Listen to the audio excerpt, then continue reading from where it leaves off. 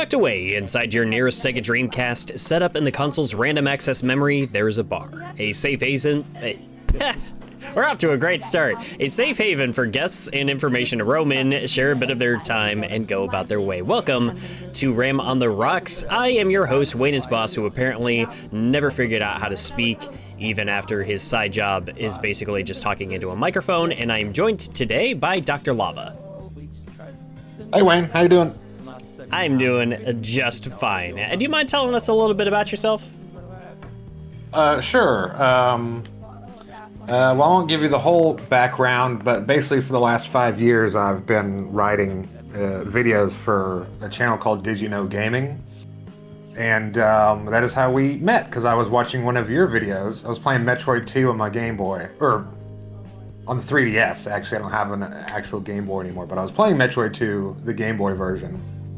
And as I suspect a lot of people do, after I play a game, I like to just kind of like watch YouTube videos and sort of soak up the vibes about that game. You had sort of like a review retrospective back when you're still doing Metroid mods, and you made like a Did You Know Gaming joke, like for like, it was like on screen for like a quarter second, saying that you wanted to voice a Did You Know Gaming video.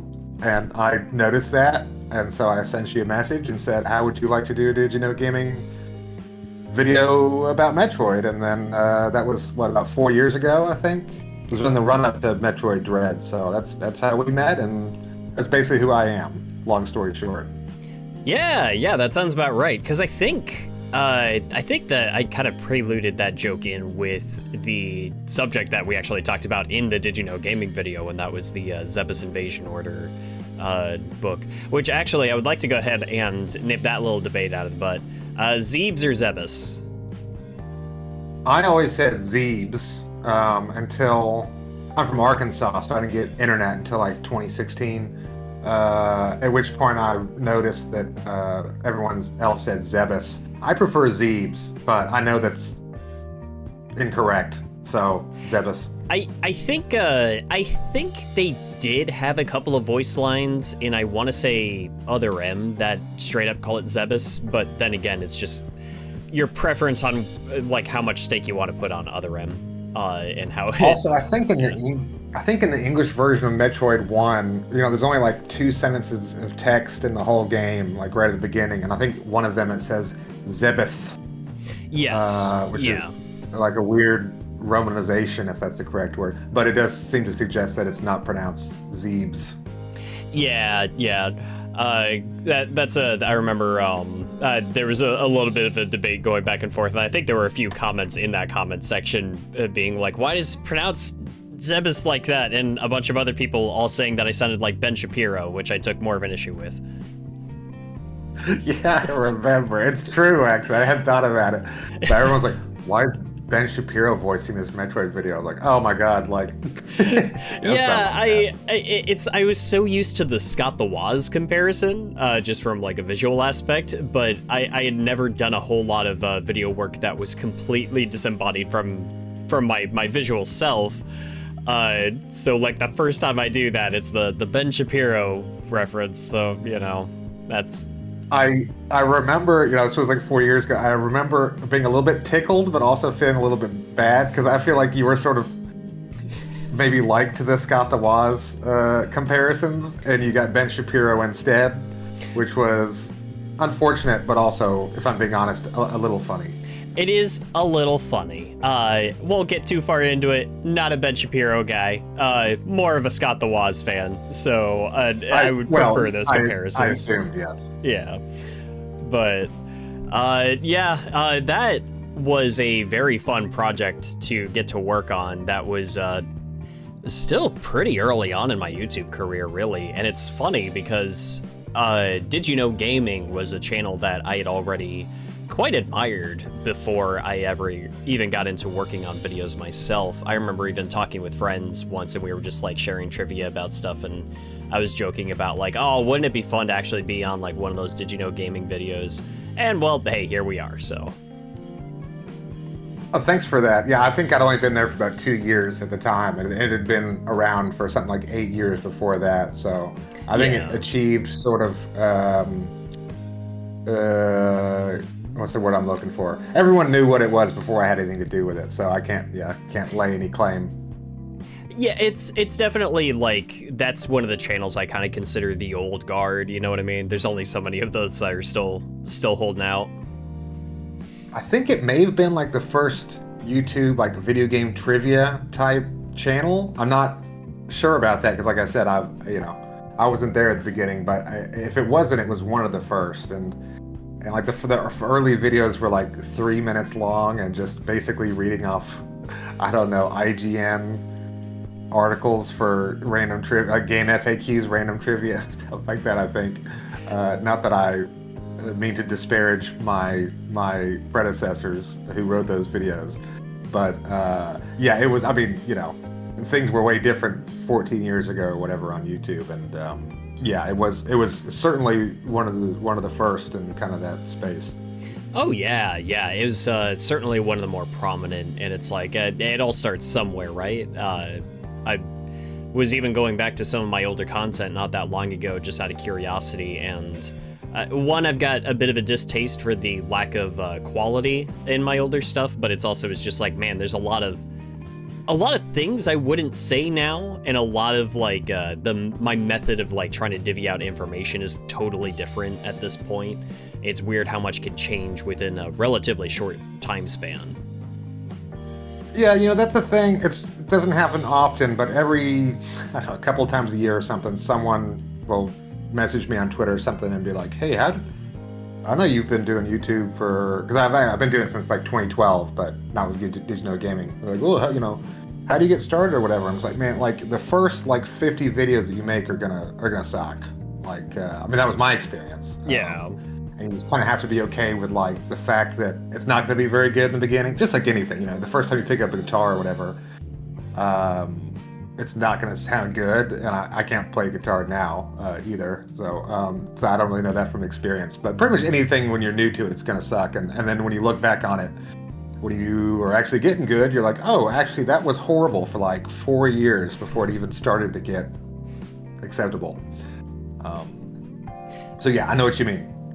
Yeah, that part of the process though, that is where a lot of the joy comes from, and it's getting to see your own like personal growth, but also you hold different values into maybe why you even work on that stuff as time passes and your motivations change and your tactics change. Like one thing I would personally love to get a little bit better at is to actually, get further into the research process. I want to reach out and do more. The podcast has definitely inspired me to try to get out more and hunt down interviews and like just chat with the people behind the scenes and stuff. I think one of the videos that really stuck that in for me was I was doing a review of the Marvel Cinematic Universe tie-in games, and I got to the game that was based on the first Captain America film, and I got a comment on that from the lead like creative director of that game, and he was he was chatting a little bit about like, oh, it was nice to see somebody have a more balanced take. People were really mean to this game when it first came out, and that was the first time where I was just like, oh, I always felt so invisible on the platform that it never occurred to me that people that worked on this stuff might see what I have to say about it. And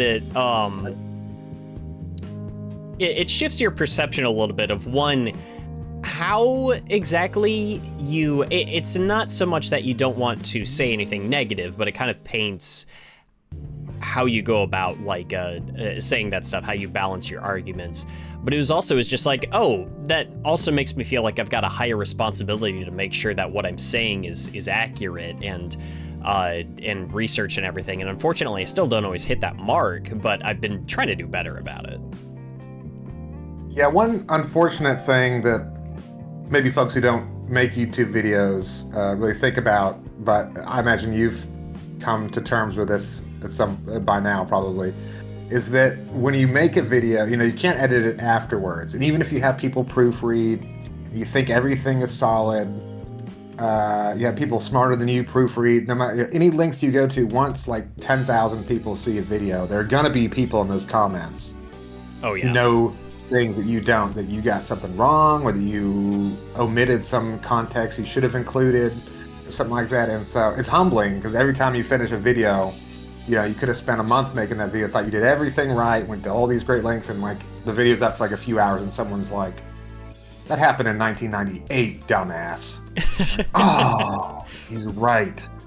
God, or sometimes something even more important than like a small little typo or whatever, something a little more central to your point, and like the worst case nightmare scenario is like, oh no, my like this entire like 3-minute segment of the video, like there's like a core issue with like what the point I even was making was. So yeah, it can be very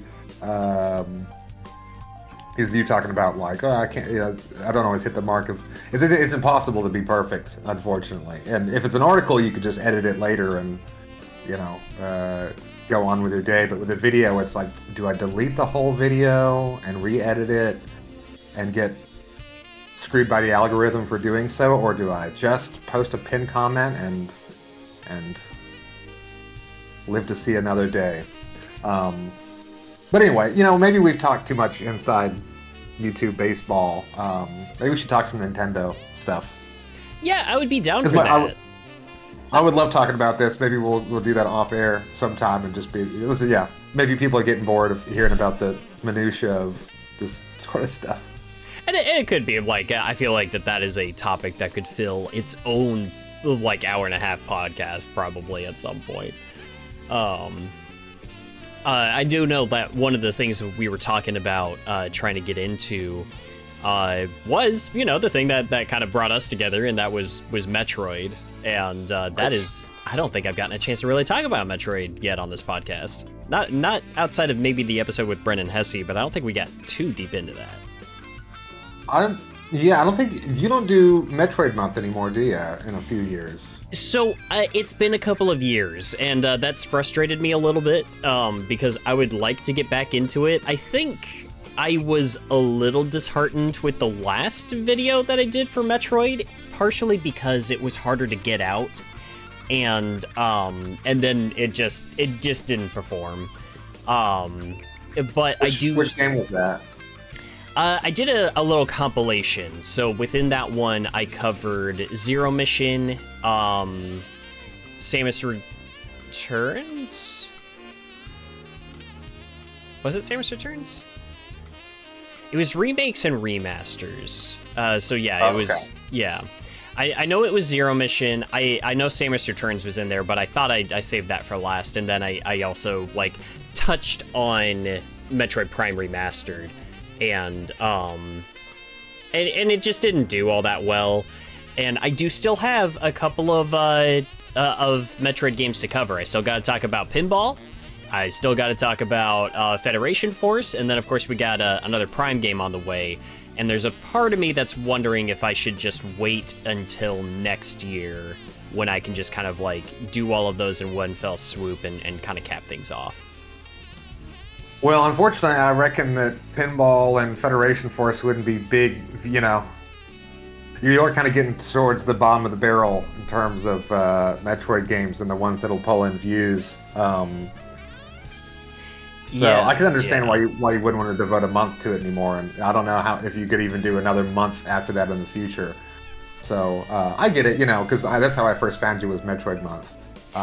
But I didn't hold it against you to stop doing it. And but I do love Metroid, and I'd be happy to talk about Metroid right now. So let me ask you: you probably said at some point in your videos, but I can't recall. Are you more a Metroid Prime guy or a 2D Metroid guy?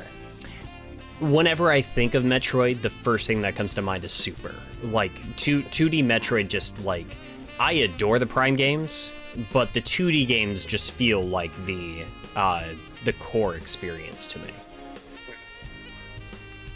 I like the 2D games better. My first game was Metroid Prime. I remember I was basically went to a Barnes & Noble and saw the magazine. As I think I'm a bit older. I'm 37. How old are you? I'll be 31 in a few weeks. Okay, yeah. Well, yeah. My experience was going to like Barnes & Noble and like looking at the old magazine, the whole like the video game magazine aisle or that part of the aisle. And one time there was the Electronic Gaming Monthly issue, which was about E3 2001. And it was one of those special issues where they have multiple covers. So 3 covers for the same magazine in the same month. One had Mario Sunshine on the cover, one had Wind Waker, and one had Metroid Prime. And for some reason, that particular magazine had a really big impact on me. And I liked Zelda at the time and Mario. I'd never really even heard of, or definitely never played any Metroid.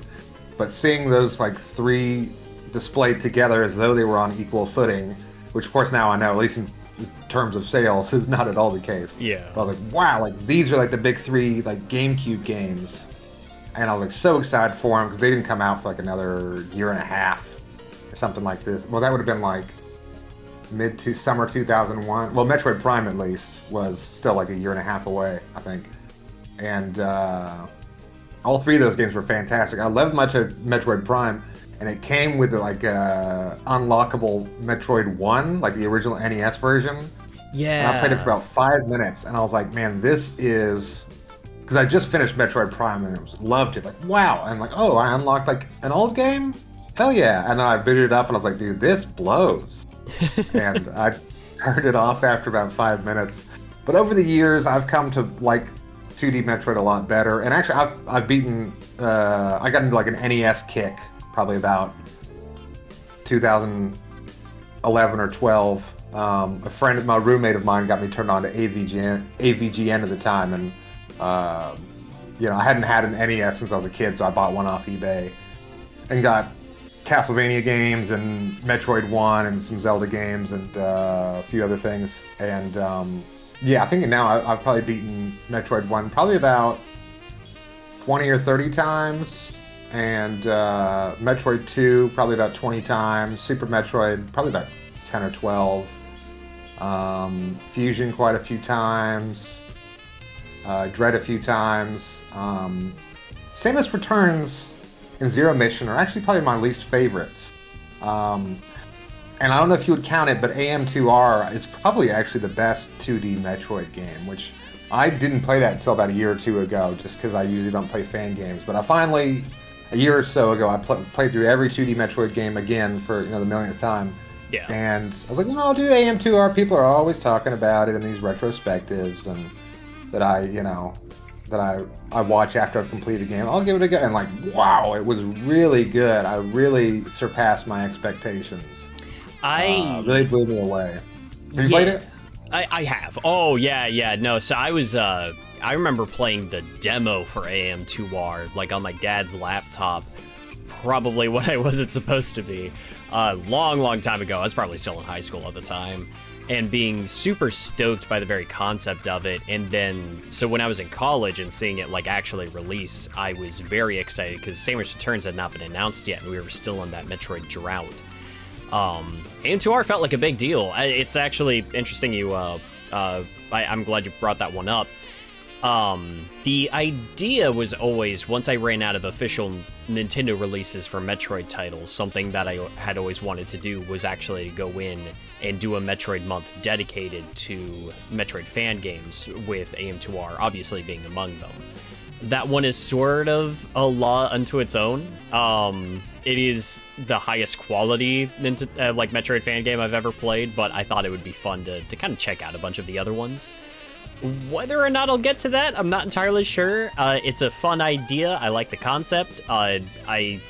If I had all the time in the world and I could just drop everything to just talk about Metroid every October, we'd be going over all the comics and manga. We'd be going over, the fan games and stuff like that. There would be stuff to tackle, but it's with the size of other projects that I've taken on since I started doing Metroid Month, it's getting harder and harder to justify putting all of my eggs into that basket when it's something that, I'm gonna be honest, my audience just doesn't care about.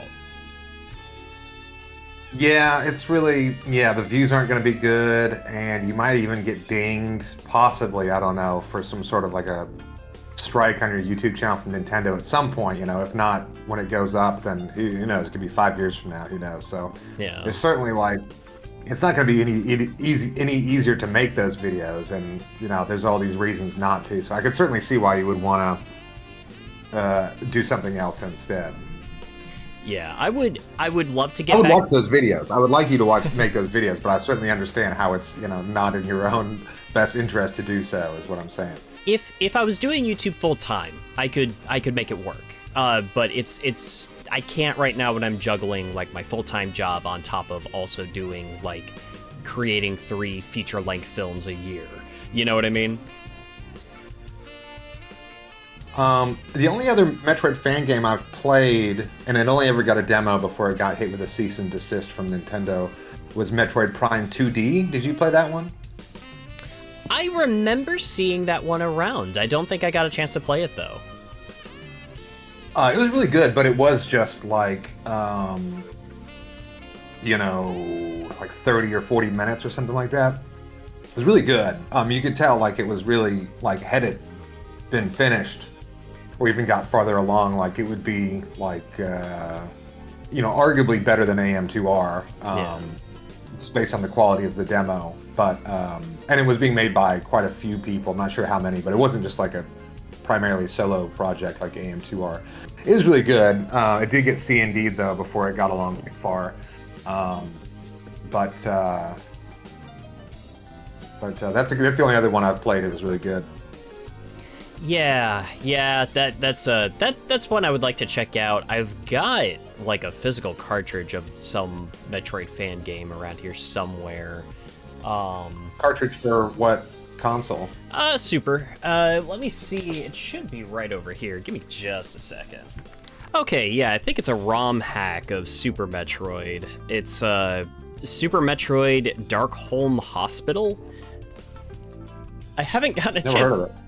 I haven't gotten a chance to mess around with it too much yet. I do remember trying it, and it's just using Super Metroid as a basis, but then like trying to make like a new little experience out of it. Stuff like that's just neat to me. I don't know, I'm fascinated by it, and it's always like, if you can get like a new experience out of Metroid, especially that time period where we weren't really getting any, you would just kind of jump at whatever was out there.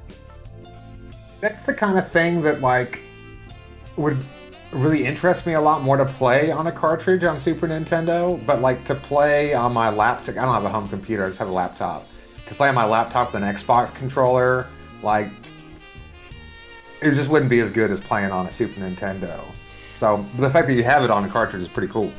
Yeah, I'm pretty sure I picked that up at Too Many Games a couple years ago. I love stuff like that. That's like another game that I picked up recently was the Dreamcast port of Cave Story. I don't know if you know, but DidYouKnowGaming's founder, Shane Gill, my boss, he worked a bit on Cave Story as an artist. I think it's the only game he ever worked on. Before he did DidYouKnowGaming, like back, it was 15 years ago or maybe a little bit longer. But anyway, so you mentioned Cave Story. That's like the one. I never played it, but I thought I would throw that out there.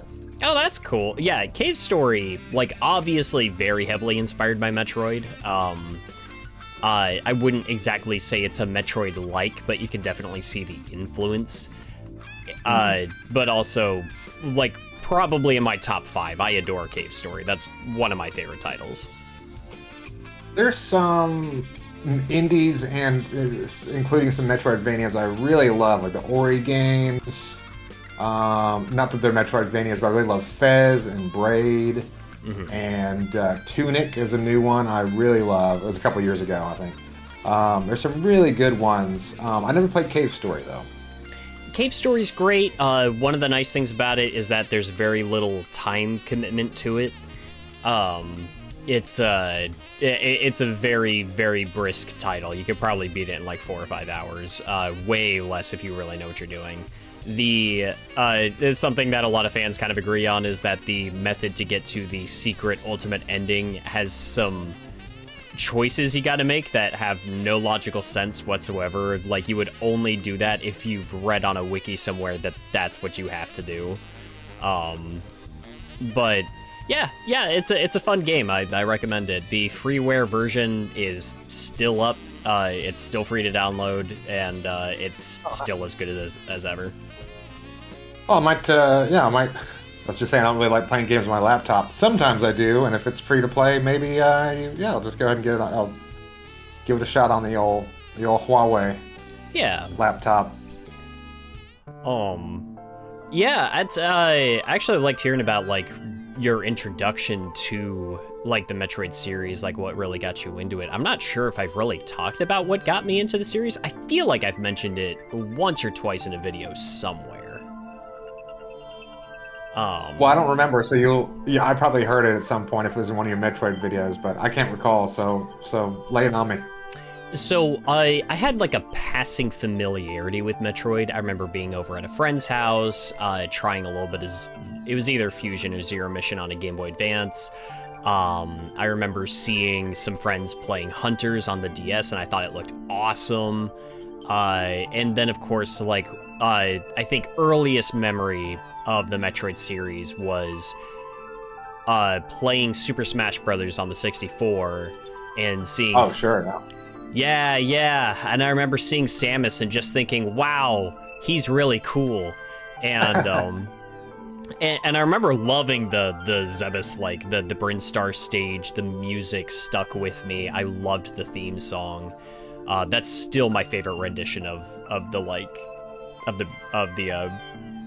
Metroid theme. It's so cool. I can't remember what I played Smash 64 with my older brother and his friends for probably hundreds of hours, but I can't remember it's been a long time. I can't remember which theme plays in the Metroid level on Smash 64.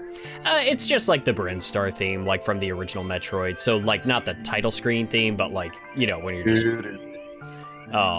you're just like actually like running through Brinstar before you start going into the other territories. It's Smash 64 had such a distinct sound to its OST though. I always loved it. I remember latching on to the version of was it Jungle Japes from Donkey Kong? Yeah. But that was all like just kind of the baseline. That's what sort of stuck Metroid as a concept into my brain as a kid. I didn't start actively playing the games until I started getting hyped for one very specific release, because Nintendo was actually putting a lot of production behind trying to market it. And Other M? It was Other M. Yeah. Really? I thought I was kidding. It was Other M. They went hard to try to market that game. But that was when I was like constantly getting on the Nintendo channel on the Wii, and I was looking up all the new like trailers and everything. And what sold me was a video that they uploaded to that, where it was Samus Aran narrating over like the events of the first like 3 or 4 games. I guess it was just the first 3, because it would have been like 1 through Super, which unfortunately meant like just in that advertisement it spoiled the ending of Super Metroid for me. Yeah.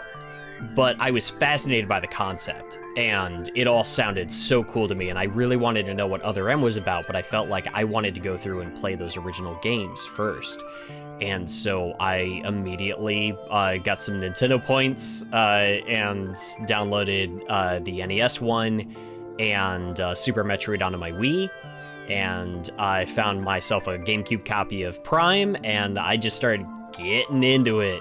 So I was a fresh fan by the time Other M had come out, but I was a fan. Like I had actually sunk in and started getting into the games at that point. And How was playing Metroid 1 in 2010? That's about when I got into it. 2012 was when I got like into like playing it again and again. But like I said, when I played it my first time in 2002, it kind of actually annoys me how many other like Metroid fan YouTubers I see who are like, Metroid's great. You don't need to play the first one. It's terrible actually, but you should try the other ones. I'm like, no, it's not sucky. Yeah, I see. That's the thing. I didn't beat it when I was trying to play it back then. Understandable. That was a game that I kind of like threw myself at a lot.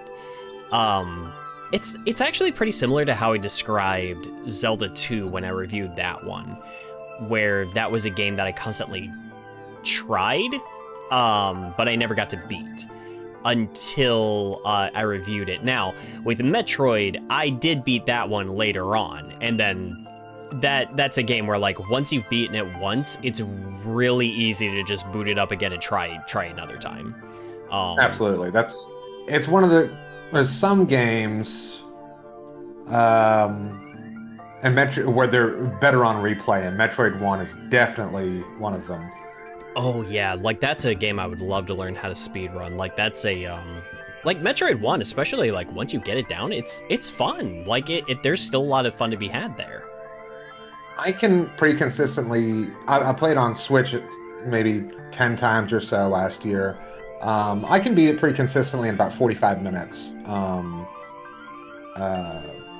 But yeah, the first time I was just like wandering around, like no idea where to go. And I didn't want to use a guide because it feels like it cheapens it for me. You know, if other people want to use a guide, I understand, especially for that game. But yeah, it just took me days of wandering around. But yeah, after you beat it like the first time, especially after like the second time, you're like, oh, okay, well, it's like, I know, I can get the various suit early here and grab this and grab that. And then like, 45 minutes later, you're going up the escape shaft after killing Mother Brain, and it's good stuff. Oh yeah, like the first time that I did actually get to play the original Metroid through to completion was on the Virtual Console on the 3DS. And I want to say that was one of the games they gave out in the Ambassador program. I know that's how I played Fusion for the first time, was through that.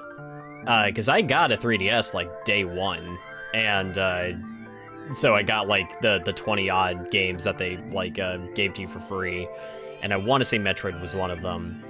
And I remember, I wish I still had it, but I think it's gotten lost somewhere between me moving like so many times since then. But I remember thinking, if I'm gonna figure out how to get through this game, I gotta do it right. So I actually got out some graph paper and started like charting out the terrain and everything, and actually tried to keep track of where I was, which was actually pretty helpful. But also added to the fun a little bit. I don't know. I that was one of those games where I liked jotting things down. Yeah, have you played I don't want to get sidetracked too much off Metroid, but have you played that game Tunic? So no, I'm familiar with some of how it plays around with that concept.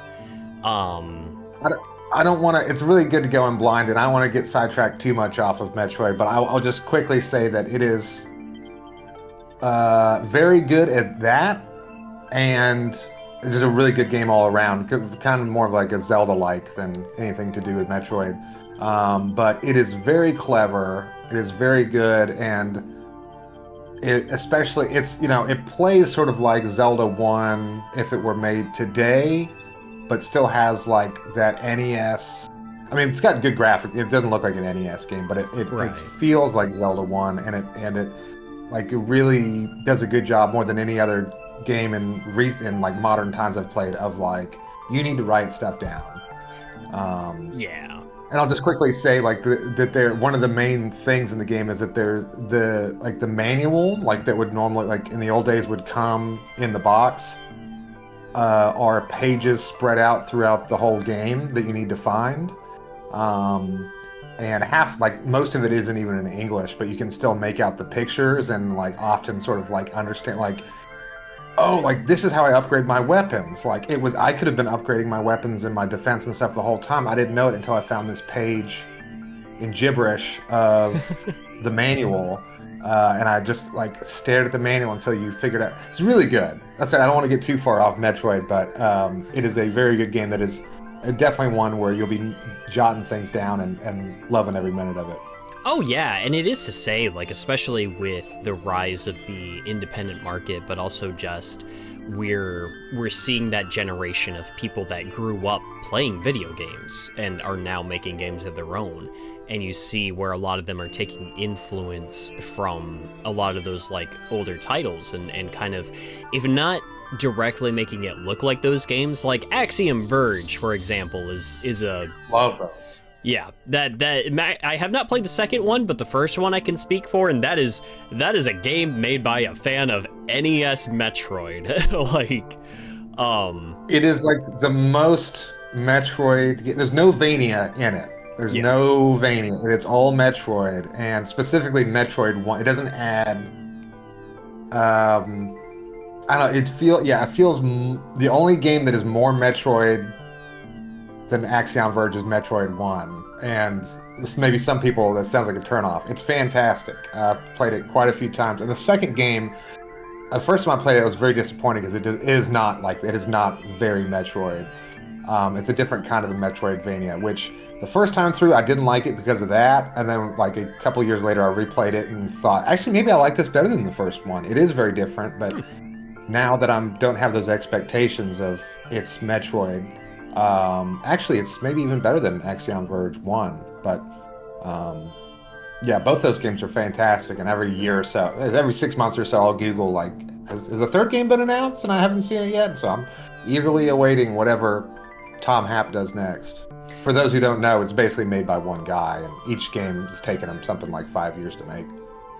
Yeah, I really need to sit down with the second one at some point, because the first one's an exceptional game, and that was one that, like, that's an experience that'll stick with you, especially if you are like a fan of the Metroid series and you've done your homework and played your OG.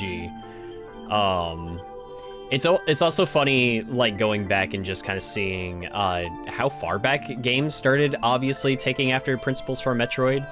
I say all the time, kind of in a half joking way, one of my personal favorite Metroid games is Batman Arkham Asylum. I've not played. Is that like Xbox 360 or something? Yeah. It was like 360, PS3. It got remasters for newer generation systems, but like I think that the lighting engine, I feel like the visual identity of the game got a little lost in translation to newer lighting engines. But it's in terms of just like overall design and how it's laid out, Arkham Asylum is a Metroid game. Like that, it just is. I never really played any superhero games since I was a kid. Really, I'm not a big superhero guy. It kind of drives me crazy how popular they are in culture these days. All the Marvel movies and everything. Not that I'm poo-pooing your Batman game, but yeah, I've not played it. But yeah, it is interesting that there's a lot of 3D games that sort of. I don't know if it's fair to attribute that to Metroid or maybe even more Zelda. Like I remember Iga, the Castlevania guy, saying like, "Oh no, we didn't base Castlevania Symphony of the Night on Metroid. We based it on Zelda because it does have the same sort of like you got to get this item in order to like go back to this old area and progress from there.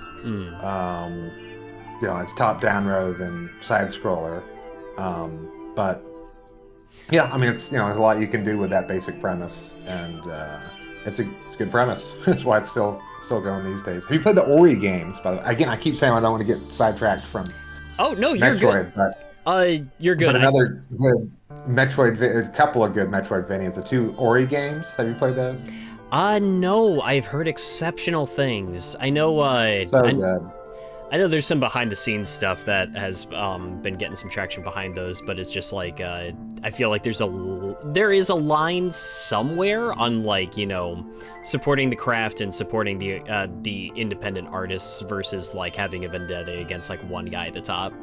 Although that's I'm not really aware of any controversies. I just played the two games. I played them I think 2 or 3 times each, and they're so good. So I can't speak to whatever controversy you're vaguely referring to. Unfortunately, but the games are fantastic. Yeah, unfortunately, vague is all I got because I feel like I just kind of hear mumblings here and there, but I haven't like dug deep into that one.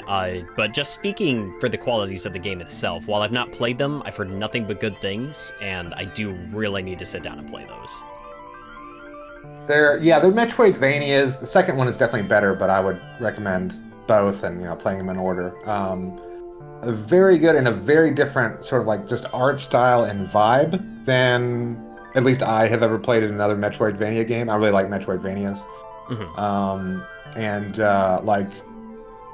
Like you will possibly tear up. I teared up, and I'm from Arkansas, so I'm not from California or nothing. And I will admit I did tear up at a few parts. There's not a lot of story, but there are a few very light on dialogue cutscenes. But you know, I can't think of any other Metroidvania that's made me tear up. And the art is fantastic. Everything is just really good. I really can't. Anyone who likes Metroidvanias, I would really highly recommend both of the. There's Ori and the Blind Forest and Ori and the Will o' the Wisps, I think is the name of the sequel. That sounds fantastic. That sounds right. Yeah. Yeah. I need to play those. Those would probably get me. I'm a crybaby. So like those. I'm very susceptible to emotional manipulation. I'm sure it'll work its magic on me very easily. But I want to. There's something I want to talk about to get back to Metroid. Something came to mind. It's about Metroid Prime. I assume that you played the. You might have even done a video on it. It's been a while now. Did you play the remaster of Metroid Prime 1 for Switch? Yes, technically, I guess I covered that twice because I did an individual like quick review for it when it first came out, and then I touched on it a little bit more when I did my remasters and remakes video. I'm curious to hear what you thought of that. I'm sure I saw both those videos, but it's been a while. Yeah. You know, like as I was talking about before, I loved Metroid Prime back in like 2002. I got on launch day with Fusion, and you know, I liked 2 and 3 as well. I liked them all, and then I think I replayed the first one a few times over the years, but not the sequels. Excuse me. But it's been quite a while since I've played any of the Metroid Primes, and so I got it. You know, it's $40. Hell yeah! And you know, we're always happy to support Metroid, and I love playing Metroid, and so I was really looking forward to it. And then I'd been on a big Doom 2 kick for like an entire year and a half. Nice. Immediately prior. Really getting into Doom 2 Megawatts. So for folks who are listening and don't know what that is, it's basically, you know, Doom came out in 1993. You probably know what that is at least. Doom 2 came out a year later. And in the years since, fans have been making Megawatts, which are basically just like map packs. There's no story in Doom. It's just 32 levels, essentially. And so a Megawatt is just like, sometimes it's less, but usually 32 new levels. And they've gotten so good in quality. There's still people making them. There's still a big community of people who make Doom 2 Megawatts and for Doom 1 as well. They're so good and very, like, there's cyberpunk style, there's like sort of like naturalistic where you're in like farmlands and stuff. It's so good, like really good gameplay, really good visual. Like the world of Doom 2 Megawatts is insane, and it's like, you know, if you're ever broke, just like get Doom 2 for $5, and then you can play like an infinite number of Megawatts that are still being made to this day and are so good. But anyway, I've been playing that, nothing but Doom 2 Megawatts for like a year and a half, immediately before Prime Remastered came out. And in Doom 2, you run about 30 miles an hour. And so then when I immediately went to Metroid Prime, I was like, oh my god, like, I am moving in molasses right now. And the things that I'm never someone who ever complains about backtrack. Ooh, I don't like this. I mean, Metroidvanias, I love Metroidvania, but, you know, so much of it is backtracking. But I was just like, really moving through molasses and like go back to Phendrana Drifts again and do like a half pipe to get up to something, you know, spend 2 minutes getting a new item and then go backtrack back to, you know, the Talon Overworld and get this. And I was just like, oh my, like this is so I just really couldn't enjoy it after playing so much Doom 2. So it really spoiled me for it. I still love. After that, I played through all the 2D Metroids and still loved them, but Doom 2 Megawatts really spoiled me for Metroid Prime. It's unfortunate, but it is what it is. Doom 2 Megawatts are just too good, man, I'm telling you. I gotta check out that one. There was one in particular that you mentioned, just because I used that one song from Snatcher, One Night in Neo-Kobe City. I use that in my videos from time to time. Augur Zenith was the one that I suggested, because it's not very hard, because Megawatts, people have been playing, like the Doom community's been playing Doom 2 Megawatts for, you know, like 30 years now or so, and they just kind of gotten harder and harder over the years, and so it's hard to jump in. If you want to get started, like you probably want to go back to like 2008 megawatts, which were still good but not as hard. But Augur Zenith is a fairly recent one. There's like a forum. There's like two forums. There's like Doom World, which is like the main Doom forum that everyone goes on to, and then there's another one. Crap, the name is escaping me. I'm forgetting it, but there's another one where all the people who got banned from Doom World were exiled to. So it's just a bunch of people who, for one reason or another, got banned from Doom World, and they together make 1 megawatt every month. And they've been doing that for years. And the best one is Augur Zenith, which is cyberpunk themed. Yeah. And it's not too hard. So it's if you're only going to play one Doom 2 megawatt, Augur Zenith is incredibly impressive and fun and stylistic and everything, and not too hard.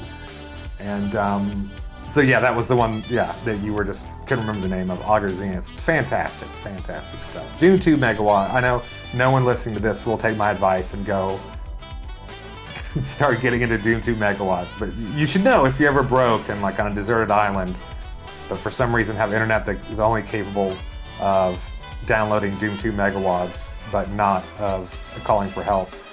There's a huge world of Doom 2 megawatts you can play for free and are still being made to this day by true artists, and they're so good. And because when I first got Doom 2, I didn't play it for the first time until a few years ago. I thought it was just gonna be like $5 for 5 hours, and that would be it. And then I ended up getting sidetracked for like a year and a half and all this stuff. But speaking of getting sidetracked, I'm getting way off Metroid again. But so all that to say, I can't go back to Metroid Prime. I still love 2D Metroid, but I can't do it. It's too slow. It's interesting for me to kind of like switch between the pacings for different games like that, because it's like I've not played a lot of like OG Doom. I'm still trying to kind of work my way through the original. Although I like the newer ones a lot. Like 2016 grabbed me instantly. Doom Eternal I've played through like 3 times. And like I don't know what it was about the older ones. Like I liked the aesthetic. I liked the way they sounded. I liked aspects of it, but it wasn't that I disliked it. I just had a hard time like really getting invested. But I also that's the same thing for me with a lot of games that ended up being some of my favorites later down the road. So it's like the OG Doom games I really need to sit down and like actually spend some real time with and just get good at them. I feel. Sorry, go ahead. What I was gonna say is what I feel like I need to do, because I'm a console baby. I didn't really play much on PC. Me too. Yeah. With a few exceptions, I'm absolutely a console baby. Is that a Tim Rogers reference? Maybe. I've definitely seen enough of his stuff that it could just be like in my brain. But what I need to do is I need to sit down with OG Doom with mouse and keyboard. I need to play it proper and like actually give that a shot and try it that way. I play with an Xbox controller actually, because there's no in like Doom and Doom 2 there's no vertical axis, so it's like if there's an enemy up above, you only move left and right and it like automatically shoots up. Like your view doesn't change, but like you shoot forward. It feels like you're shooting forward, but it automatically like adjusts the Z-axis, I think. So like you don't really, old school people use a mouse and keyboard. I just use an Xbox controller on my laptop, and for a long time I was just playing on my Steam Deck because there's like some like officially sanctioned downloadable fan megawatts you can get on Steam and play on Steam Deck, but to like get like the good stuff, you gotta go on PC. And so I hadn't played a PC game in probably 20 years or something, except for Sim Tower, which is the one exception. Sim Tower rules. But Doom 2 megawatts was the one thing to finally get me to actually start playing on a PC for the first time in 20 years. I will say I am a console baby too. Yeah, that was like my introduction to video games. My memory is so fuzzy on a lot of it, because a lot of it was just kind of hopping around between what family members had when I was a kid. I obviously remember playing some arcade games in the back of a Pizza Hut as a kid. Lots of Galaga and Miss Pac-Man, Marvel and Capcom.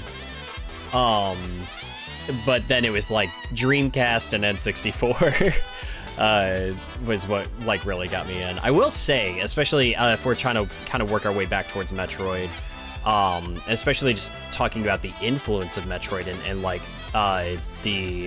or at least maybe games where I've played them and they started clicking with me when they started reminding me of Metroid. Resident Evil was one of them. Getting to sit down with the remake of OG Resident Evil, there was a moment when something clicked, and I was like, "Oh, this is like Metroid. I can play this." And then like I blasted through the rest of the game. God, I'm gonna look very foolish and narcissistic if I'm remembering this wrong. Did you first play Resident Evil because I kept pestering you to do so? Yes, and I'm glad you did.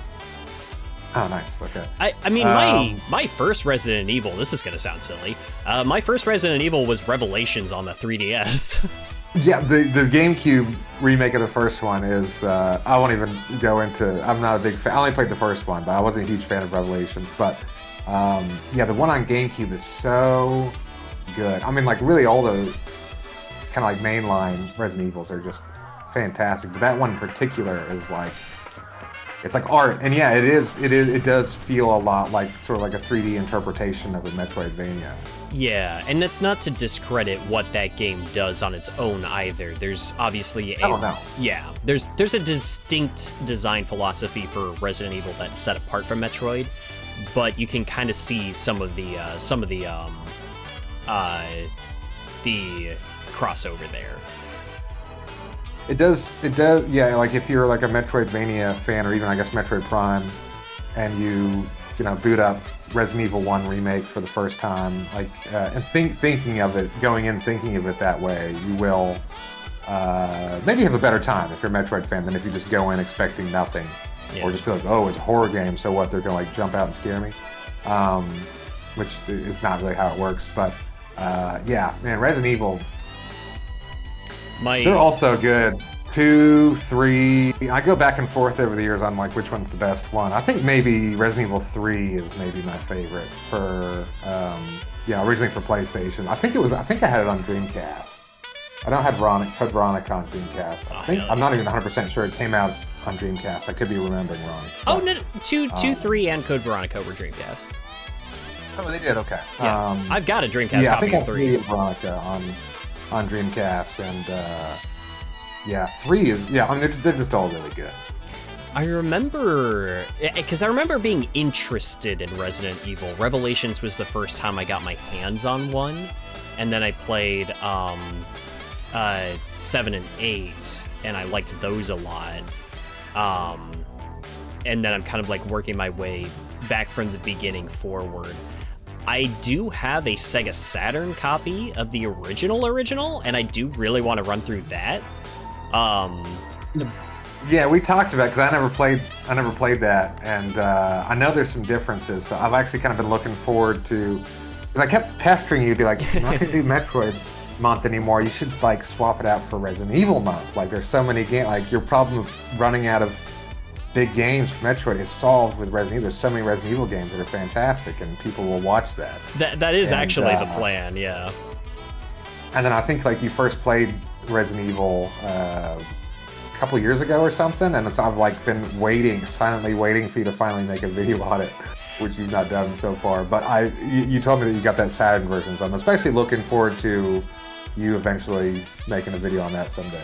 Yeah, because I sat down and played the, I think it was like the PS4 port of the GameCube version, although I really want to just play the GameCube version. I don't know, I'm a sucker for my old tech. I like the feeling of old stuff, and I like the clunkiness of it. It's funny that you would say GameCube is all... I know. I know. I was like, I'm only 6 years older than you, but it's like GameCube's not in the grand scheme of even just in the grand scheme of Nintendo systems. It's like game was it's the kind of game that they like gave an HD facelift and like still releasing to this day. It ain't Zelda 2. It is not. I don't mean to break your balls, but I understand preferring to play on like the original hardware. It is always more fun to play on the original hardware, but yeah. I would understand why someone would want to play like the widescreen HD I get remaster of RE1 Remake. Yeah. Oh, sure, and it was gorgeous, but I don't know, something about like those pre-render backgrounds and everything. It looks like it needs to be seen on a CRT. Like I really want to boot that up on my CRT TV and just see what that looks like. I don't really have like a refined palette for kind of thing. I saw some review where someone was like, this HD remaster, like the original assets are not looking good in HD. Look here, and you can see dithering. I was like, nah, I didn't. I played that game a few times on the HD remaster. I didn't notice any of that. But if you are someone who picks up those kind of things, then I've heard from people with more discerning tastes that maybe, yeah, you would have a better time on a CRT with your GameCube. Yeah, and that's also, I'm half and half. I can appreciate what stuff will look like on a CRT television and stuff like that, but I'm also like, the PS4 version of that game also looked gorgeous. Like it's a pretty game. It's just really well made. Like I'm not against like the upscaling and stuff like that. Like I've got separate HDMI boxes for I can't even tell you how many systems. Like I like to try to make that stuff look as clean as you can possibly get it out of that OG hardware. I'm sort of the opposite. I imagine most people listening will have really no idea who I am or where I am. I've lived for those, I think but for anyone else, I've lived in China for most of the last 15 years, and so like, I don't have my original NES and a lot of that other stuff. It's back in my parents' garage back in Arkansas because it's a pain to haul that stuff around internationally. And I certainly don't have a CRT, so like I don't even have a TV at all, actually. I just have a Steam Deck and I have a Switch, which I only play in handheld mode. I am a little bit jealous when people are like, oh yeah, I was playing, Super Nintendo on my CRT. It's like, man, I'm still playing that crap handheld on my Switch. Like, it's unfortunate. So all that to say, I'm a bit jealous, but yeah.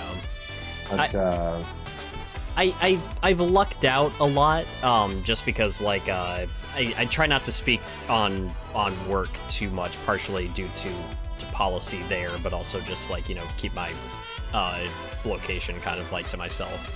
But like working where I do, I've been able to collect a lot of systems. I own every Nintendo system outside of the Virtual Boy. Got all the PlayStations. I don't have the most recent Xbox, but that's the only one I'm missing there. And I think I've got all the Segas. But I just got a lot of junk over here, but I love this stuff. But a part of it for me too is also like trying to get like all that nice picture quality and everything. A lot of what I get nowadays, I'm like, okay, if I am ever doing some content on this, I want it to look as good as I can, just because I want it to be like presented professionally. Sure. Yeah. To get back to Metroid a little bit, much as I love Resident Evil, but we keep straying. Let me ask this. What is the worst 2D Metroid? Oh, and sorry, actually, well, question. I'll give you a moment to think about that. I'm going to grab a drink. I'll be back in about 15 seconds while you think about that. Sure. Man, that is that's a tough question. There's different things that I really appreciate about... Don't be afraid of the audience. Be honest. The thing is that I've got very basic taste with a lot of it. Well,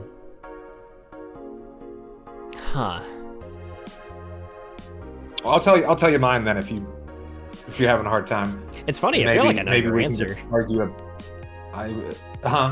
I've got a feeling I know your answer, actually. What do you think my answer is? Samus Returns.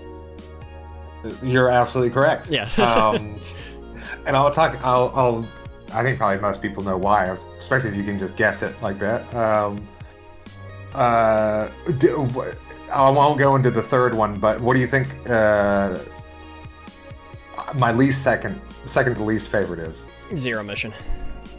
Wow, you're 2 for 2. Wow. Oh, you did say earlier, like those were the ones you went back to the least. So. Oh, did I say that? Okay. Yeah, well, yeah. I was. Yeah, Samus Returns. It was fine, but I prefer the Game Boy original, and I also prefer AM2R, which I played after Samus Returns. This is gonna sound so weird. I think the Game Boy version of Metroid 2 is my favorite. It's hard for me to pick. They're just so different. Yeah. But it certainly has way better atmosphere, and it's a very digestible. That is a game I've speedrun quite a few times. Not going for a world record, but just kind of for the fun of it. I think my best time is an hour 14. It's a small game. Like the first game. It's like if you know what you're doing, if you played it a couple times, you can fly through it and have a really good time doing it.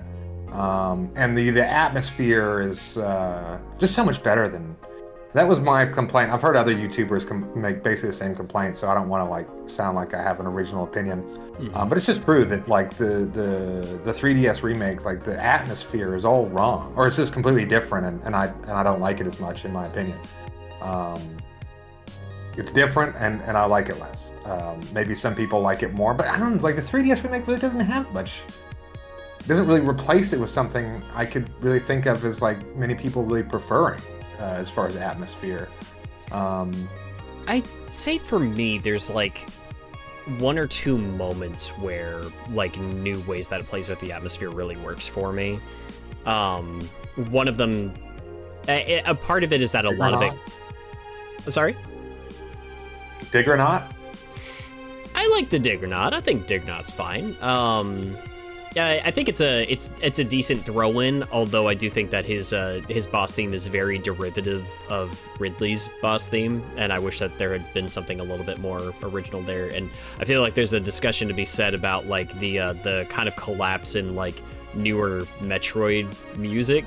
I would kind of like to see that series get its chops back with the OST, but I'm hopeful for Prime 4. Yeah, I would agree. I would agree with you there. I haven't really thought about it too much, but it's actually true. Yeah, Dread. Fusion is fantastic. Dread is fantastic, and the music is it's not offensively bad, but it's not the kind of thing you would ever put on on a playlist and listen to outside the game, which is absolutely the case for stuff from earlier games, and especially Super Metroid. So yeah, I agree with you there that the newer games soundtracks are not as good as the old ones. Which is unfortunate because the old ones were legendary.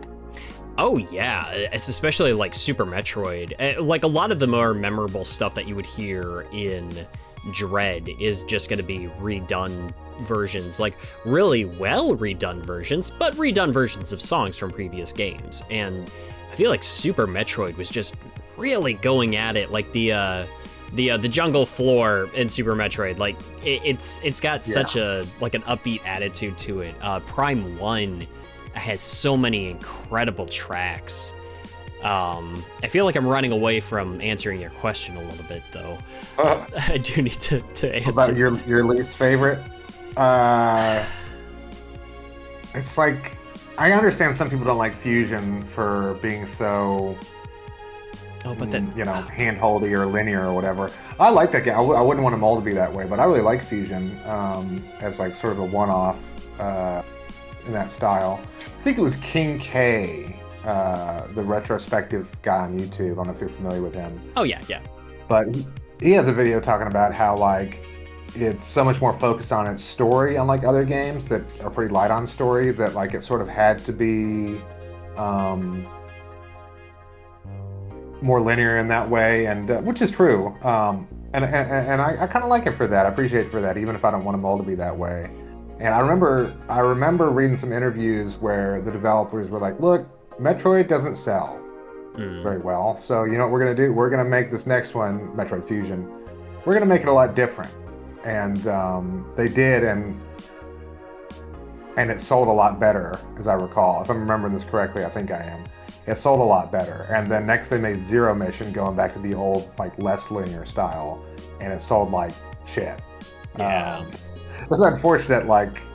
The game is known for being more open, and less linear. And when they made it linear, people bought it, and it's like it goes against what the series sort of is. And then when it went back to what the series is, no one bought it again. It was just like Metroid. As much as I love Metroid, it's just really, it's just you know, some people are gonna not like me phrasing. It's just kind of a loser when it comes to sales. And I say that with nothing but love. It's had so many opportunities. Sure, it's had some. Oh, you know, Samus Returns came out on 3DS after Switch came out, so you can't count that. You can't count the first two Prime games because they're in GameCube, and so forth. And it's like, yeah, Metroid Dread sold 3 million, but it's just like, I know people will say like, well, you can't compare it to Mario and Zelda, but it's like, in my opinion, just as good as those games. I would agree. But just no one buys them, or you know, 10% of the people who play Zelda are willing to even entertain the idea of playing Metroid, despite it being so iconic. You know, in every Smash Brothers, it's been around since you know, 86, just like Zelda. Just no one cares. It's unfortunate. Unfortunate. It really is, and I always hate like trying to show off games like that to somebody, and they'll always be like, oh, but it's a 2D game, which and it just means it's just not going to be all that much. And I'm like, no, you're really underselling like what these games are capable of. And I would even say that like the Super Metroid. Sorry, real quick. The Super Metroid, for like all its legendary status, is one of the most influential games of all time, with one of the best soundtracks. That like basically like half the indie scene is just, you know, or Metroidvania is essentially, you know, that wouldn't exist if not for Super Metroid. It's so influential, but only like 1 million people bought it, and even by, you know, Super Nintendo standards, it's like that's really not very many people. Like, yeah, Super Metroid just can't. It just will never go mainstream. You know, I could be wrong. Maybe Metroid Prime 4 will come out and it'll sell 10 or 20 million copies, but I don't think so. It's just like it's had a lot of chances. It had some raw deals like Samus Returns, and the GameCube didn't sell well and so forth. But it's just like I've kind of lost hope that like Metroid is ever going to be like even, you know, half as big as other Nintendo series. You know, it's like, you know, when you see something like Splatoon take off, or Animal Crossing, you know, those games are cool too, but it's just like Metroid's been around for so long and just no one gives a shit.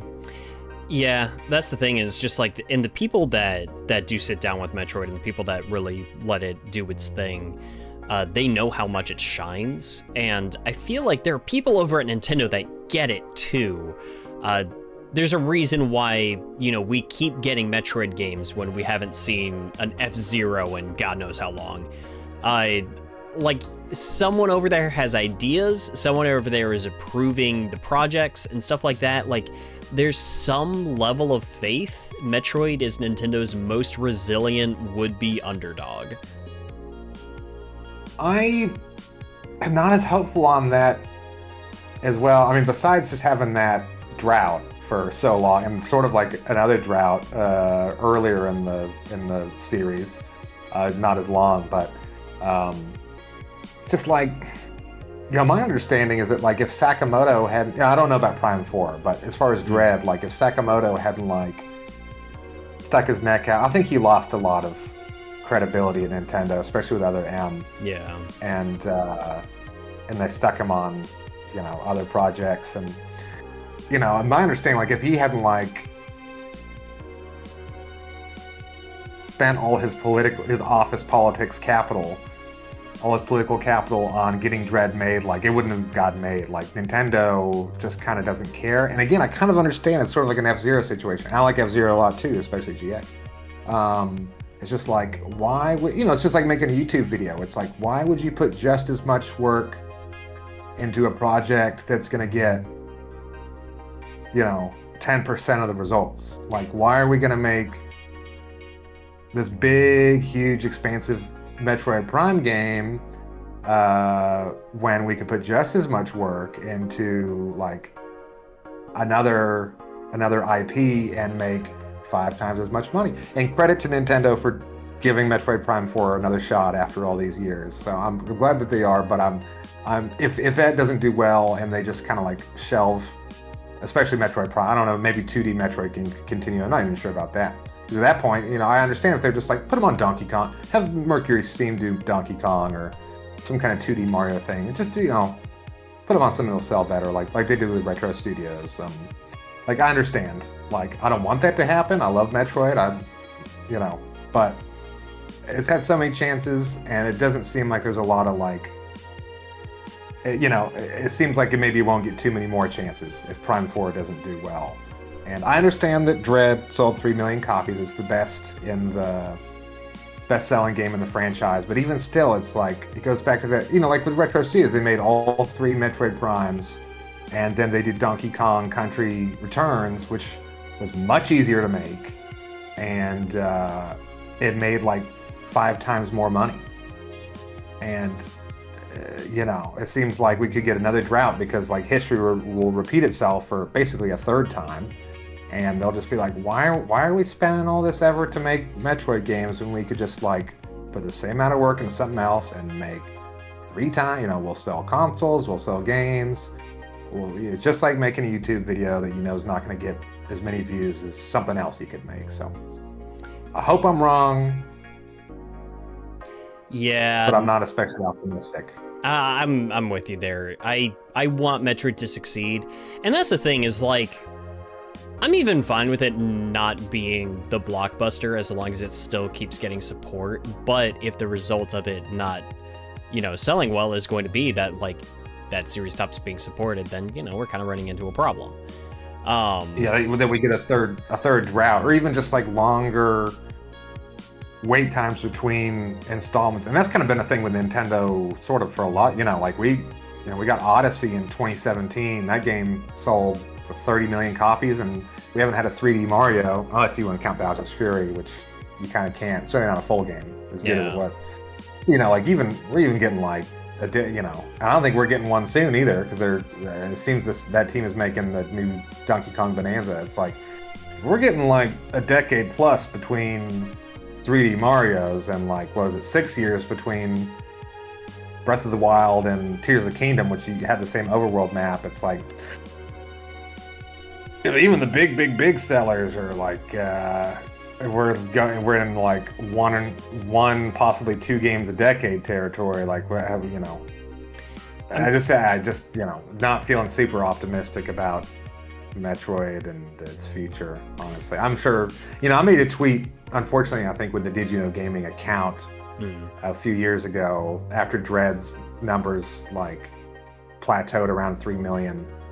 It's saying sort of what I'm saying now, but condensed into like a tweet or two, and I got so much blowback, including from YouTubers retweeting me saying I'm an idiot, and like, this is the best sales that a Metroid game has ever had. For Metroid, this is really good. And I was like, well, I mean, that's the problem, is that for Metroid, it's really good. Like, do you think maybe there's like a meeting in Nintendo HQ right now where like, wow, like, this is unbelievable for Metroid, and like, some bean counter is like, this is really good for Metroid? Well, actually, this is kind of shit.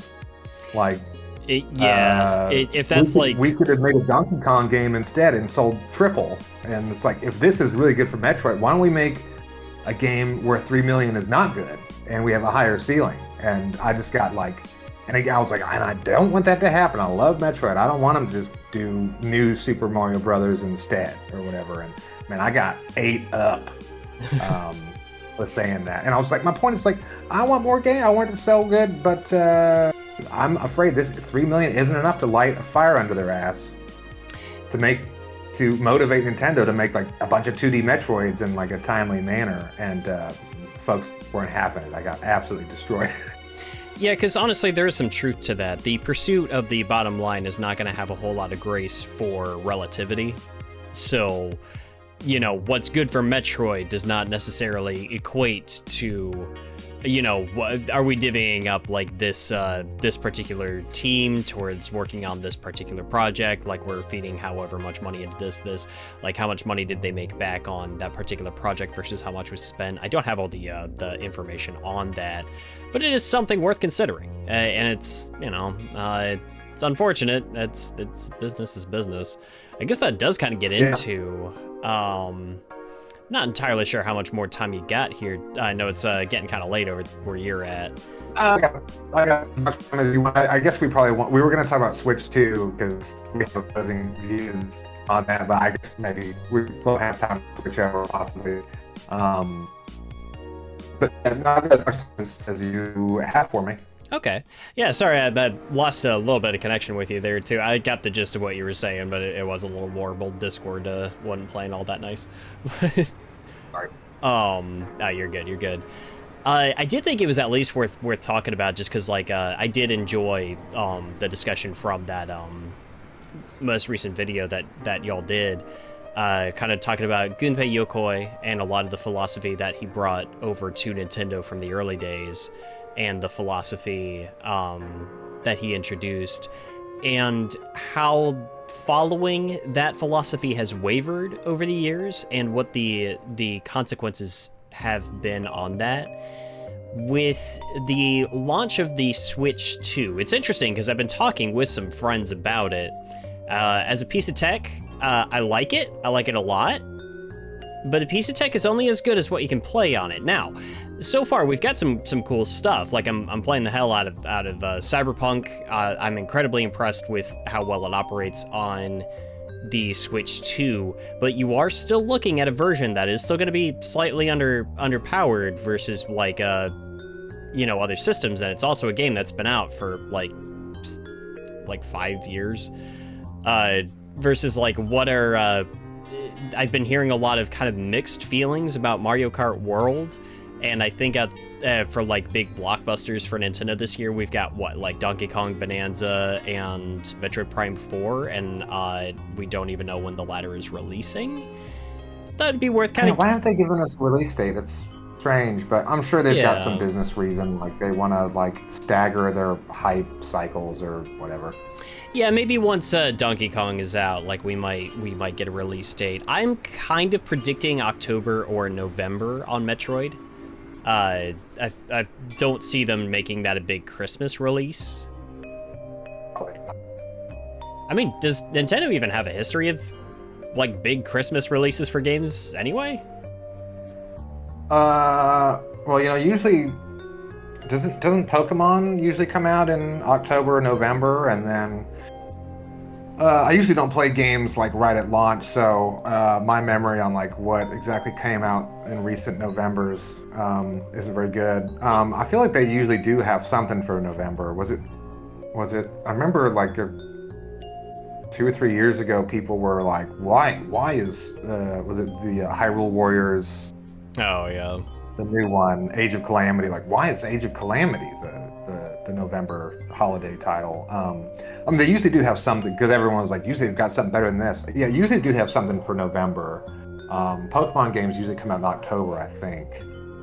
Could be wrong about that, but I imagine they've got some more tricks up their sleeve, that they're just staggering their hype cycles, and they don't want anyone to feel like, oh, I was gonna get it for Mario Kart or for Donkey Kong, but like, oh, if like this big whatever game has come out in November, then I'll just wait for that. I'm sure that they've got some bean counters who told them that, like, and some people hear this as me making excuses for Switch 2 not having a lot of games right now. Like, I should say right now, like, I'm not getting a Switch 2, or at least not anytime in the near future. So yeah, I'm not playing defense, but I do think they're good businessmen and all that, and I reckon that they have at least one more trick up their sleeve in addition to giving release dates for Metroid Prime 4 and Kirby Air Riders. Well, it is weird that they're releasing 2 racing games. Yeah, okay.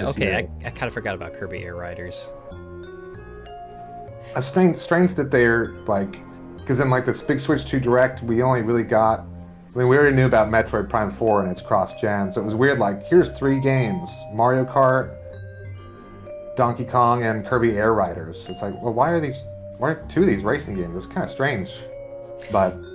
Yeah, I mean, to be fair, people have been clamoring for a new Kirby Air Ride for a while, although, let's be honest, people have not been asking for a Kirby Air Ride, they've been asking for a new City Trial.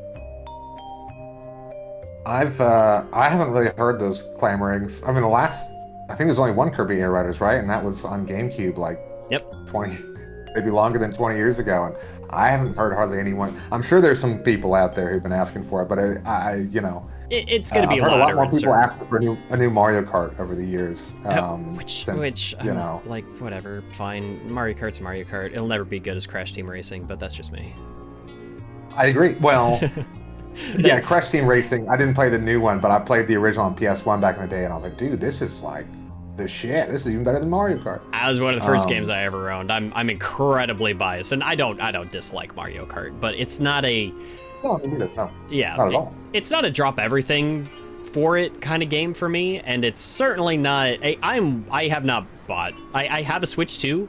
I do not have Mario Kart World. If I'm going to get that game at all, I'm gonna want it as a physical cartridge, and I'm not paying $80 for Mario Kart, so I'm just waiting until I can get it pre-owned. All right, maybe let's get into like the Switch 2, Gunpei Yokoi, that stuff. I said maybe we wouldn't have time, but it sounds like we're already kind of halfway there. But yeah, I mean, before like we get into like the Gunpei Yokoi stuff, it's like the $80 thing is insane. And it's insane. And I know a lot of people. I mean, we've all seen the million exchanges on Twitter and so forth. Some people think it's fine. It's just like Nintendo has basically the lowest development costs of the big three with Xbox and PlayStation. Yeah. And they're also traditionally, and especially for the past 21 years, have been like positioned as the affordable option as far as their prices. So like lower budgets, lower prices. And then it's like all of a sudden where like this is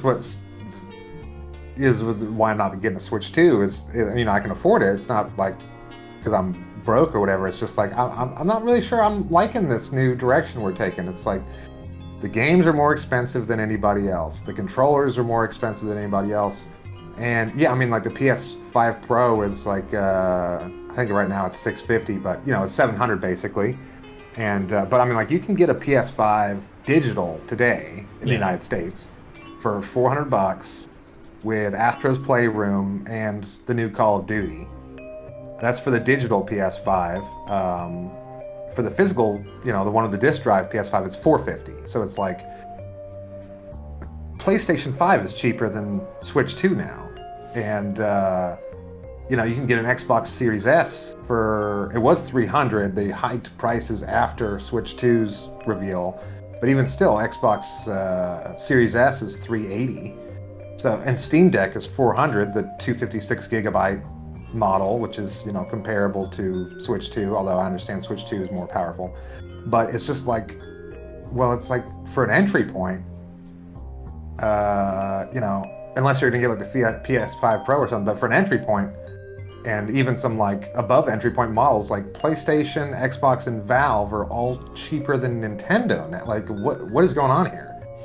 $80 games, $450 system, the controllers and other accessories are like way up, and it's like, you know, I'm under the, you know, I don't know Mario Kart 8 World's budget, but I think it's safe to assume like it's still well below the budget of the games that, you know, like big PS5 games, what would be the comparable on their console. It's just like, dude, y'all are getting a little big for your britches here. And I'm sure people listening to this have, if they didn't see my video, or even if they have, I'm sure they've been seeing these kind of arguments on Twitter, and they've already chosen a side that maybe people like me are entitled or broke or just don't understand inflation or business or whatever it is. Oh, sorry, I think I might have lost you. Can you hear me, Wayne? Oh, I can hear you. Okay. Yeah, sorry, I lost you for a second there. Sorry, what was the last thing you heard? It's just talking about like how a lot of people will throw detractors under the bus, just kind of saying that they don't understand how development, inflation, all that stuff works. Just kind of like whatever deflections they have for any criticism towards, you know, the current way things are going. Right. I'll just say, like, in my view, to someone who would be thinking of something like that, you know, of me or anyone else right now, like, I'll just say, like, I think there's a line that everyone would have. And, like, for me at this point, and, you know, this stuff's been creeping up in the Switch 1 generation with, you they got rid of Nintendo Selects. They stopped dropping hardware prices over time like they used to. Now they've gotten rid of gold points. They've gotten rid of game vouchers, and they're just every direction they're getting rid of any sort of discounts over time, and they're just jacking up prices. And I think everyone's got their line. Like if Nintendo were to come out today, the people now who are saying like you don't understand inflation, it's like maybe if games went to $200 and Switch 2 was $1,000, that would be past their line. But currently it's not, and so they're just sort of annoyed by the negativity. Maybe their line would be $800 console with $100 games. I don't know, but it's like personally, like it's just kind of gone past my line of what I think is reasonable. And for other people, their line was crossed years ago, and for other people, their line has not been crossed, and so they kind of like don't. I don't want to say they don't get it because I don't want to sound condescending, but they just don't agree. Their line's not been crossed, and they think objectively the line has not been crossed. And so, I understand that point of view. Like they're like, this game's worth $80 to me. I'm going to buy it. I mean, that's fine. I don't begrudge, you or anyone else for getting a Switch too. Sorry, I feel like I'm monopolizing the conversation. I do want to go into Gunpei Yokoi, but I don't want to just go on and on and on before you get a chance to respond. So let me hear some of your thoughts, please. Yeah, no, I'm kind of with you. And it's like, so a lot of it does come down to a lot of people just kind of like taking a side and just not hearing anything from the other. That's part of the reason why I want to have this discussion is like, as somebody that does have a Switch 2, like obviously there were things about this device that were calling to me that, for me, it was worth the price tag.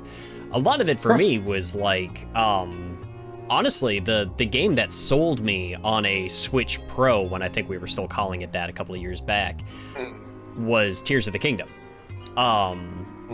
When that game first came out and I was playing it, one, I was impressed because I was not looking forward to that game because I was upset that they were just using the same map again, and it was like, how is this even going to work? And then it ended up blowing me away, and I think it makes the Breath of the Wild look like a tech demo in comparison.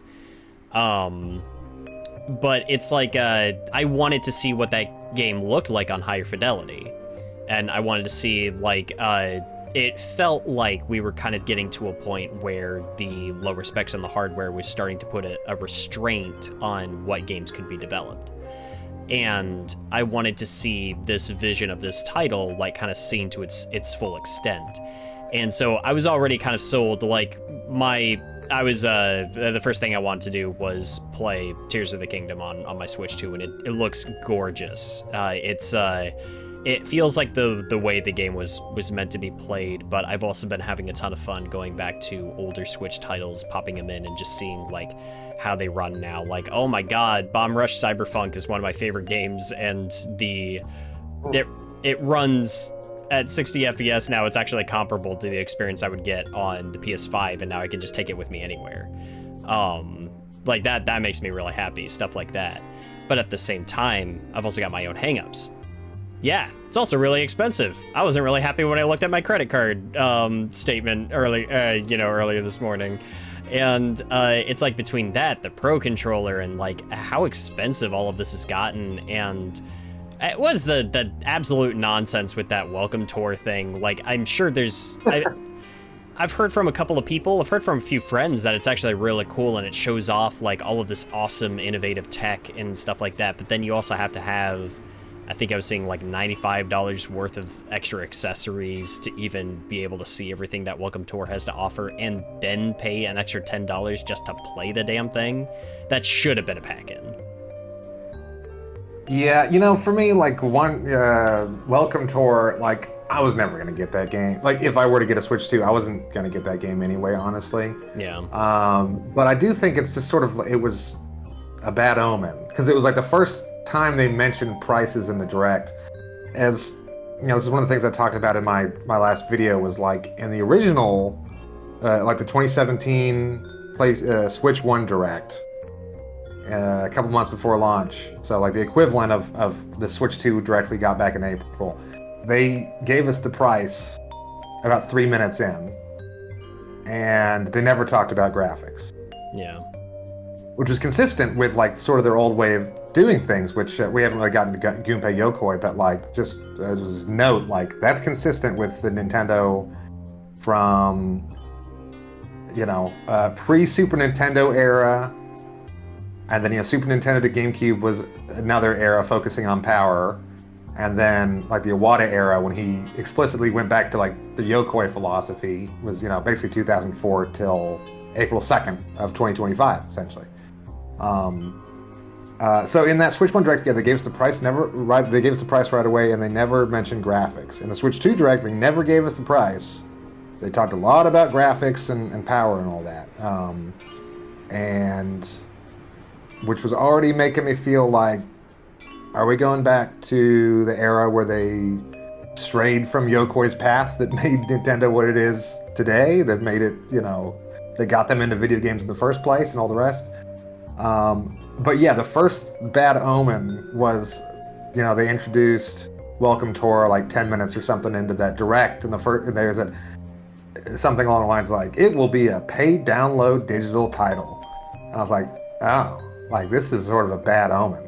Yeah. Like, that's... Because, you know, I remember getting Wii Sport. Like, Wii Sports was the only game my parents ever played. We played as a family. We loved it. I have a lot of fond memories with Wii Sports. And if it wasn't a pack-in, I never would have bought it. But I'm so glad that I could play that with my parents, my brother, my sister, all together. Love it. And this game is just like... First of all, it's no Wii Sports. Like, I'm not... You know, my parents and me aren't going to be playing Welcome Tour together. Even if we still lived in the same country, which we don't. But the fact that they're charging $10 for it is just, I wasn't gonna get it anyway, but it's just such a bad omen, not only for that Direct, but for like the generation to come. Because, you know, then right after we hear like, there's no prices in the Direct, and then, you know, rumors or like people are finding different things on different websites, and people are like, wait, games are $80? Physical games are $90? Oh no, not in the United States, they're $80 though. 80?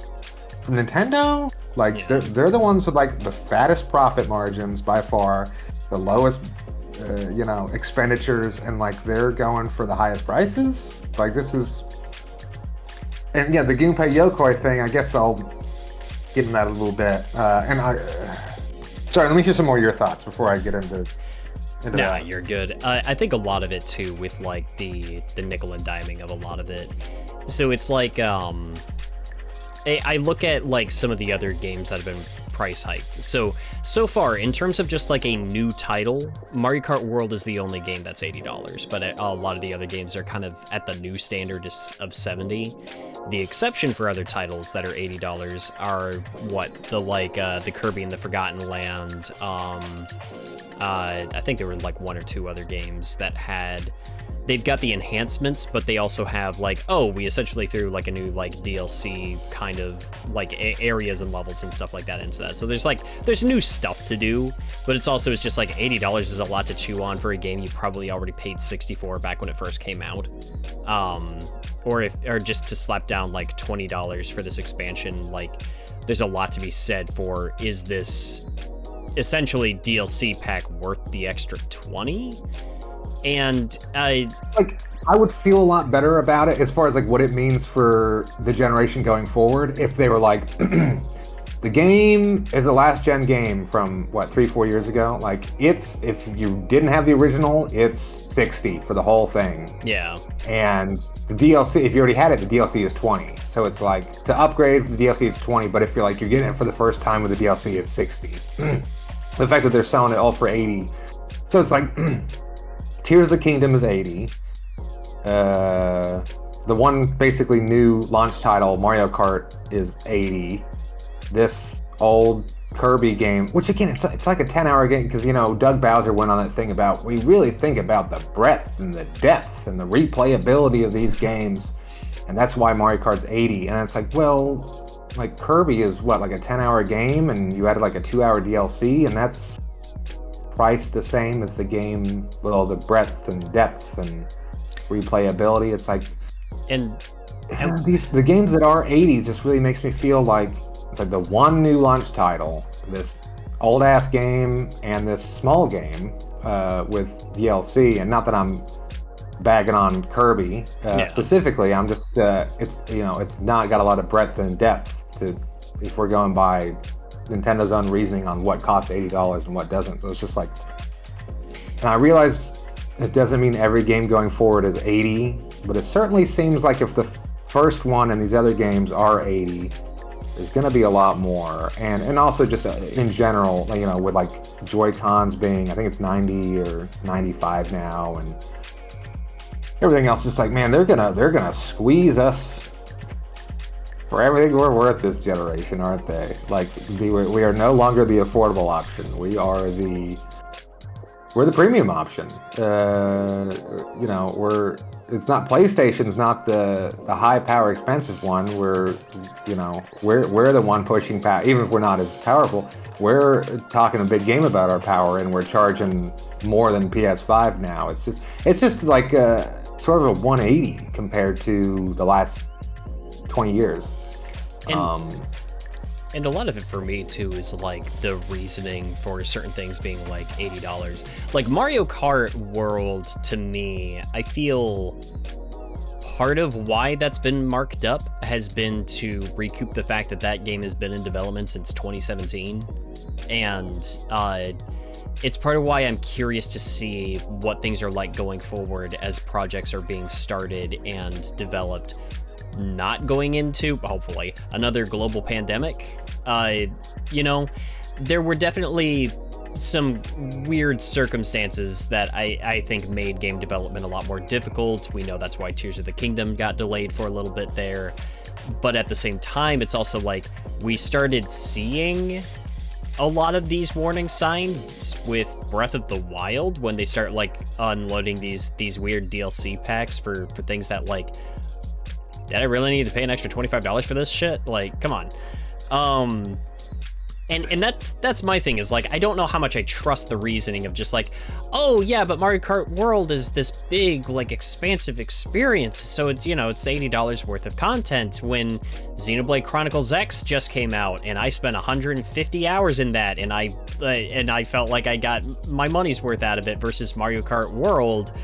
Most of what I've heard people say about that game so far has been very validating for me, because it sounds like the open world is exactly how I described it from the trailers. And that's that there's nothing to do in it. Like, it's just barren. It's just like fluff between the main, like the core values of Mario Kart, which is just the racing. It's not a game that needed to be expanded into an open world title. You said you haven't played it right yet, have you? I went over to a friend's house and we played some multiplayer, but like outside of maybe like 15 minutes, I haven't touched it, because again, that kind of game just ain't worth that much money to me. Yeah, I mean, I agree, but I don't want to like.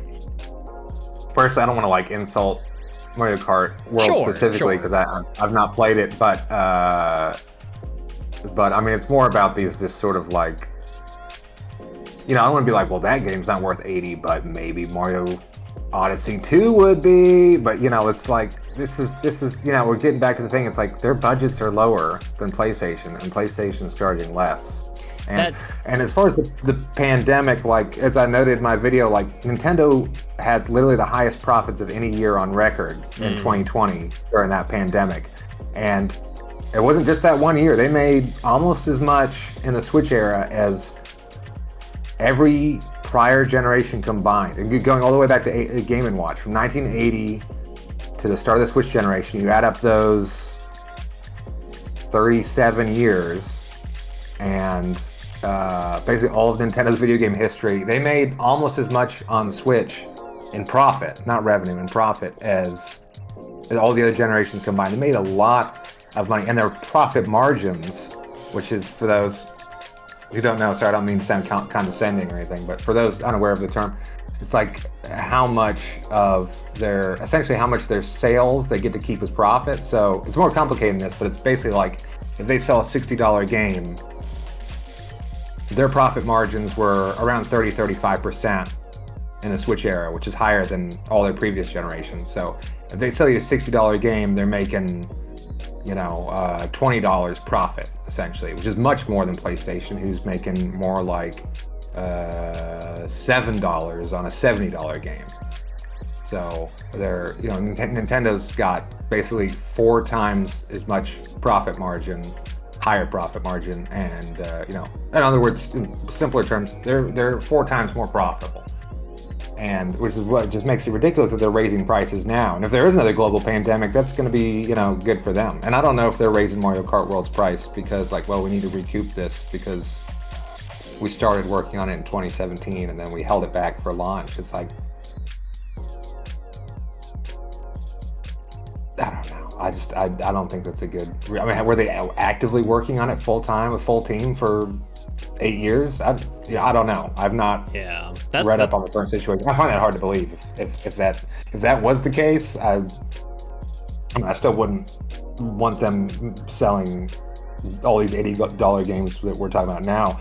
And it's kind of not on me as a consumer. Like, you started work on it 8 years ago, and then you decided to hold it back, and now you're charging more than the competition because of that. It's like, how's that falling back on the consumer? Anyway. Yeah, and that's rambling a bit.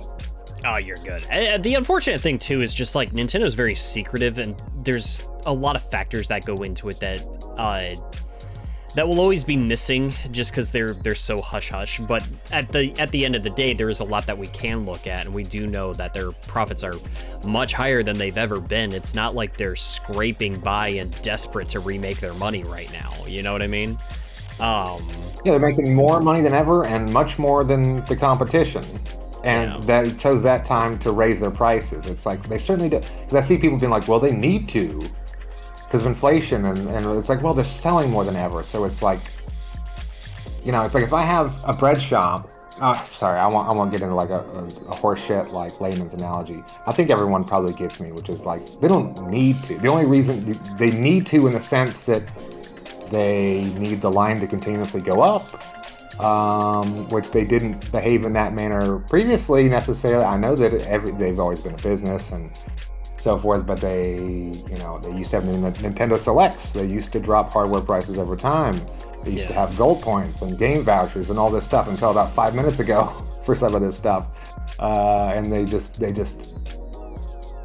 cut all the discounts of the last generation or at the start of this one and jack the prices way up at a time when they were already making more money than ever. So this is a big part of why I'm just sort of dissatisfied and kind of disillusioned, to be honest, about like the direction Nintendo's headed. It's like, this is not how y'all were acting.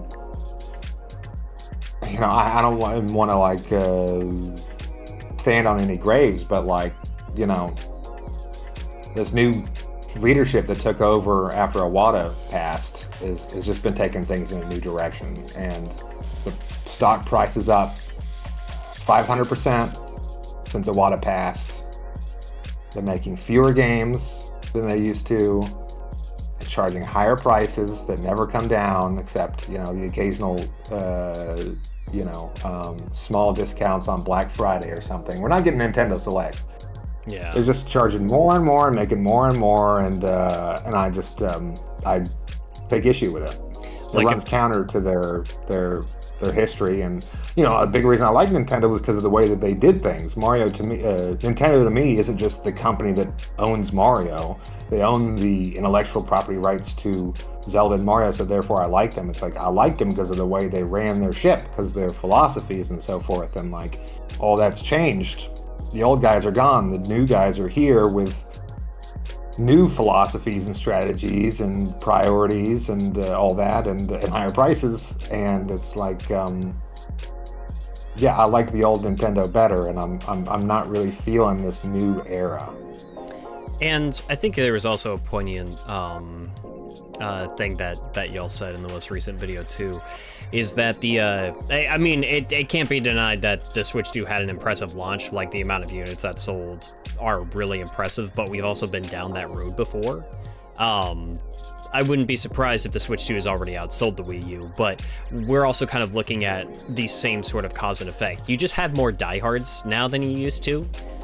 But, you know, business models like this are never made or broken by the diehards. They're made or broken by your neighbors, the people that live down the street and stuff like that. How many families are dishing out $500 or close to it for the new handheld Nintendo system when they can just get last year's model and you've got however many games are available for that?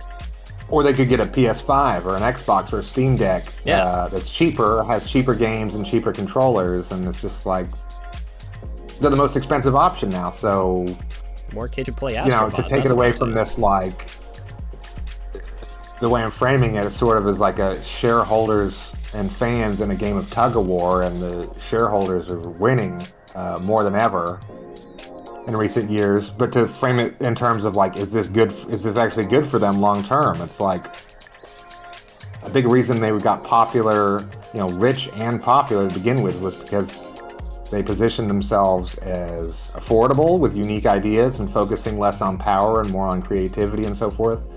And now they're going, as the video talked about, the reason Gunpei Yokoi left Nintendo was because they were growing, they were getting into the bit wars and fighting on power instead of ideas, as he had basically built the company upon, at least in their modern era. Obviously, he didn't build Nintendo. It was founded in 1889.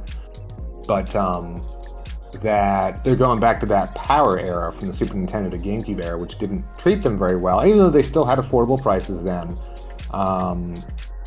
There are a lot of other indicators, not just the power, but that we're going back to that era, which was not very good for them. And so as far as like what you're talking about, like, will the normies show up into year 2 and so forth? Obviously, the diehards are going to buy it out at launch, as they did for the Wii U, and the 3D, at least the United States 3DS sold out at launch, and then it famously bombed, and they had to drop the price 30% and all that.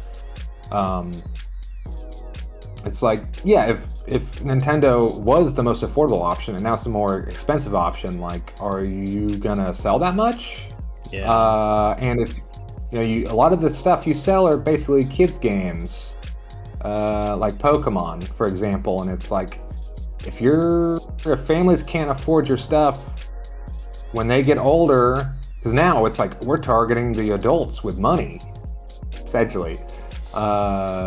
It's like, well, those adults with money are happy to spend money on your stuff because it reminds them of their childhood. You're kind of selling them nostalgia to some extent. I don't want to sound cynical, but I mean, we all understand, like, a lot of people buy Pokemon and other games because they liked them when they were kids.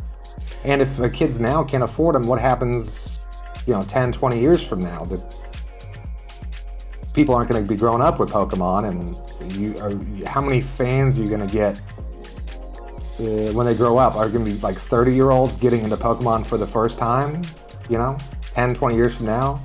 Yeah. You got to get them when they're kids, basically, with these kids games. It's a big part of what they sort of built their empire on, and they're sort of spending their long-term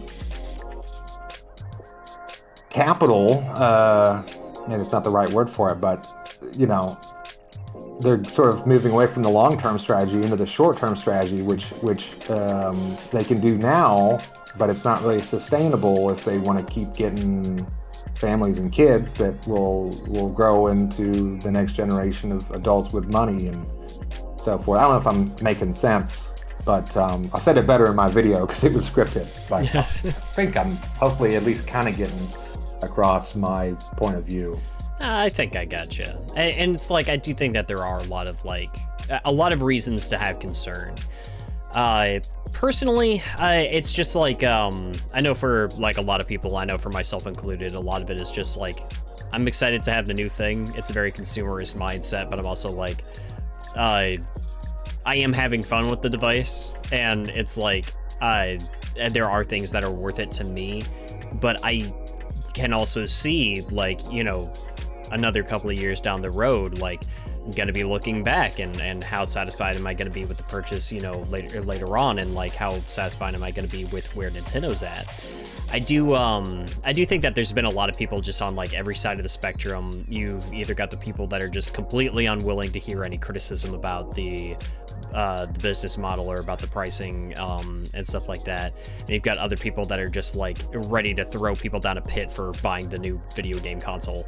It's like a lot of people just on like one extreme or the other, and there hasn't been a whole lot of just nuanced discussion about like, you can like Nintendo and still have a problem with something they're doing. That's what love is. Like, and it's good to point out, hey, even if I've got like a Switch 2, I'm gonna be keeping an eye on some stuff. Like, there's some things I'm gonna be thinking about. There's gonna be some stuff that I'm gonna be kind of eyeballing, and like, even if it had like a successful launch, that doesn't spell out long-term success. It could. Who knows? Maybe the Switch 2 will go on to be like one of their most successful consoles, and then we'll have to see how that paints the company and how they decide to do business going forward. But, you know, I think it's still interesting to talk about. Sure, and I don't begrudge you at all for getting a Switch 2. Absolutely not. I'm not going to tell you that you're part of the problem and all that. You know, we've all seen those kinds of arguments. Of course. Yeah, I don't begrudge you at all. And, you know, I said in that video, like, Switch 2 looks like fun. I'm sure anyone who gets it will have fun. And, you know, I'm not getting it kind of on these, I guess you'd say, ideological grounds mostly. It looks fun. I'm sure I would have fun if I got it.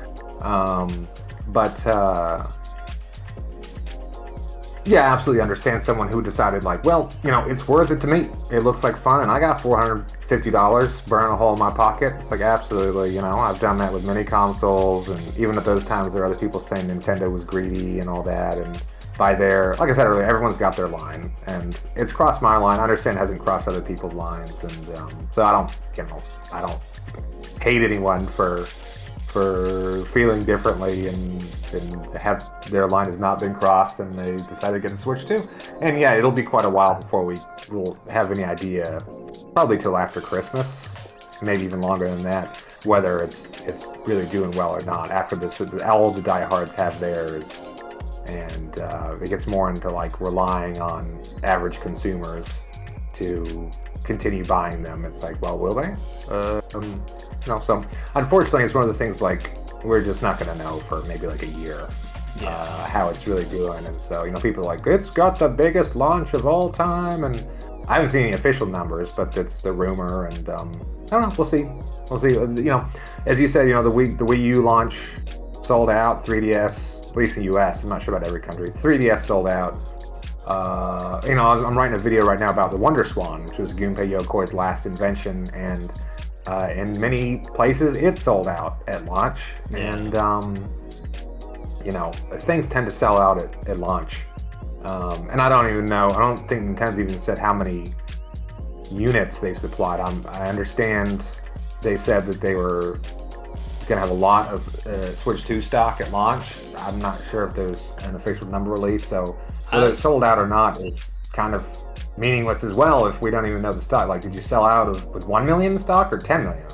Yeah, I will say, at least for the first couple of days there were a lot of them floating around. Like the Best Buy that I went to pick it up, they had like 150 extra like non-pre-ordered units. Oh wow! Like they were stocked up. They had a lot to go around. And I heard similar reports from a lot of other locations. It seemed like they were ready to move a lot of units.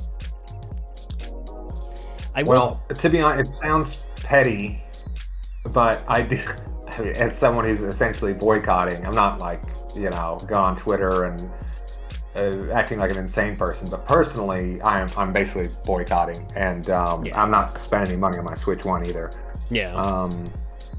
I would like to see it, you know, like if it's a huge success, Nintendo's going to keep going in this direction. And I would like to see them at least move back further to their old direction, essentially. I don't think we're going to go fully back to the way things were. But if this is like the biggest console, Switch 2 sells more than ever, which I don't think it will historically. It's an iterative console. Their iterative consoles have always sold less than their predecessors.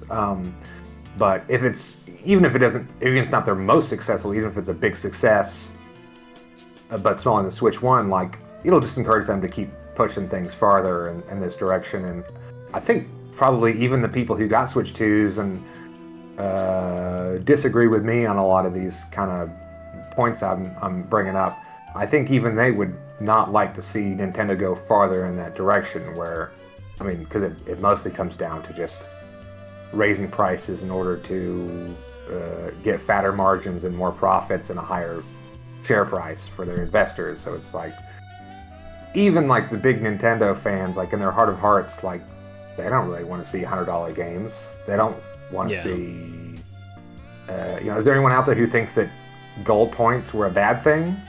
Or that Nintendo Selects were a bad thing and they were happy when they were gone? Even the biggest defenders, I think, would like to see those come back. So yeah, like I just don't want to see... I don't want to sound petty, but I don't really want Switch 2 to be a huge success, especially right out of the gate, and Nintendo be like, well, there we go, like, let's just keep going this, let's raise prices even higher and cut even more of the programs that were to the consumer's benefit and all that. Yeah, and that's it's going to be interesting looking back on it. And I will say, just for anybody listening in, like, whether you agree with any of the points or not, like, the point isn't so much just trying to sway one person one way or the other. It's more to just kind of like, this is food for thought. It's just, concepts and ideas and something that's worth kind of keeping in the back of your head, whether you're happy with where things are or not. It's, it's good to at least have like that perspective to keep in mind. It could. No, I don't agree. You should take your Switch 2 and throw it in the garbage, or you're a bad person. Yeah. First, you have to spit on it, though. Sorry, what'd you say? You have to spit on it first, though, and then throw it away. Yeah, you got to spit it and curse for his name.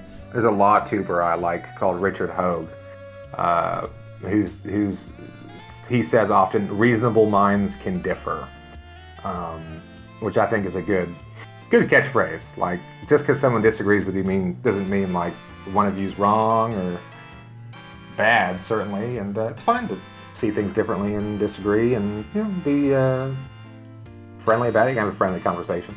Yeah, and it's always just worth looking at something from more than one point of view. Just kind of trying to get a full picture. None of us have all the answers. Just take a look at something like this, and I feel like there's always going to be a sort of line. There are definitely going to be concepts I have a much harder stance on when it comes to how much we can really disagree on something. But when it comes to just like purchasing the new video game console, I feel like there's definitely a lot of room for us to just get along and still disagree. Absolutely, yeah. At the end of the day, it is just video games, and But I guess I hope we've been at this for a good 2 hours, give or take. Were there any other things that maybe you'd like to discuss? Anything you'd like to get out there? Maybe something that you would like to kind of plug from your own personal projects or something at Did You Know? Yeah, I wrote that Gunpei Yokoi. It's an hour-long biographical video about him. For it, I read his. Essentially, it's his autobiography, though he had a sort of a co-author. But basically, he wrote an autobiography in 1997, right before he died, less than a year before he died.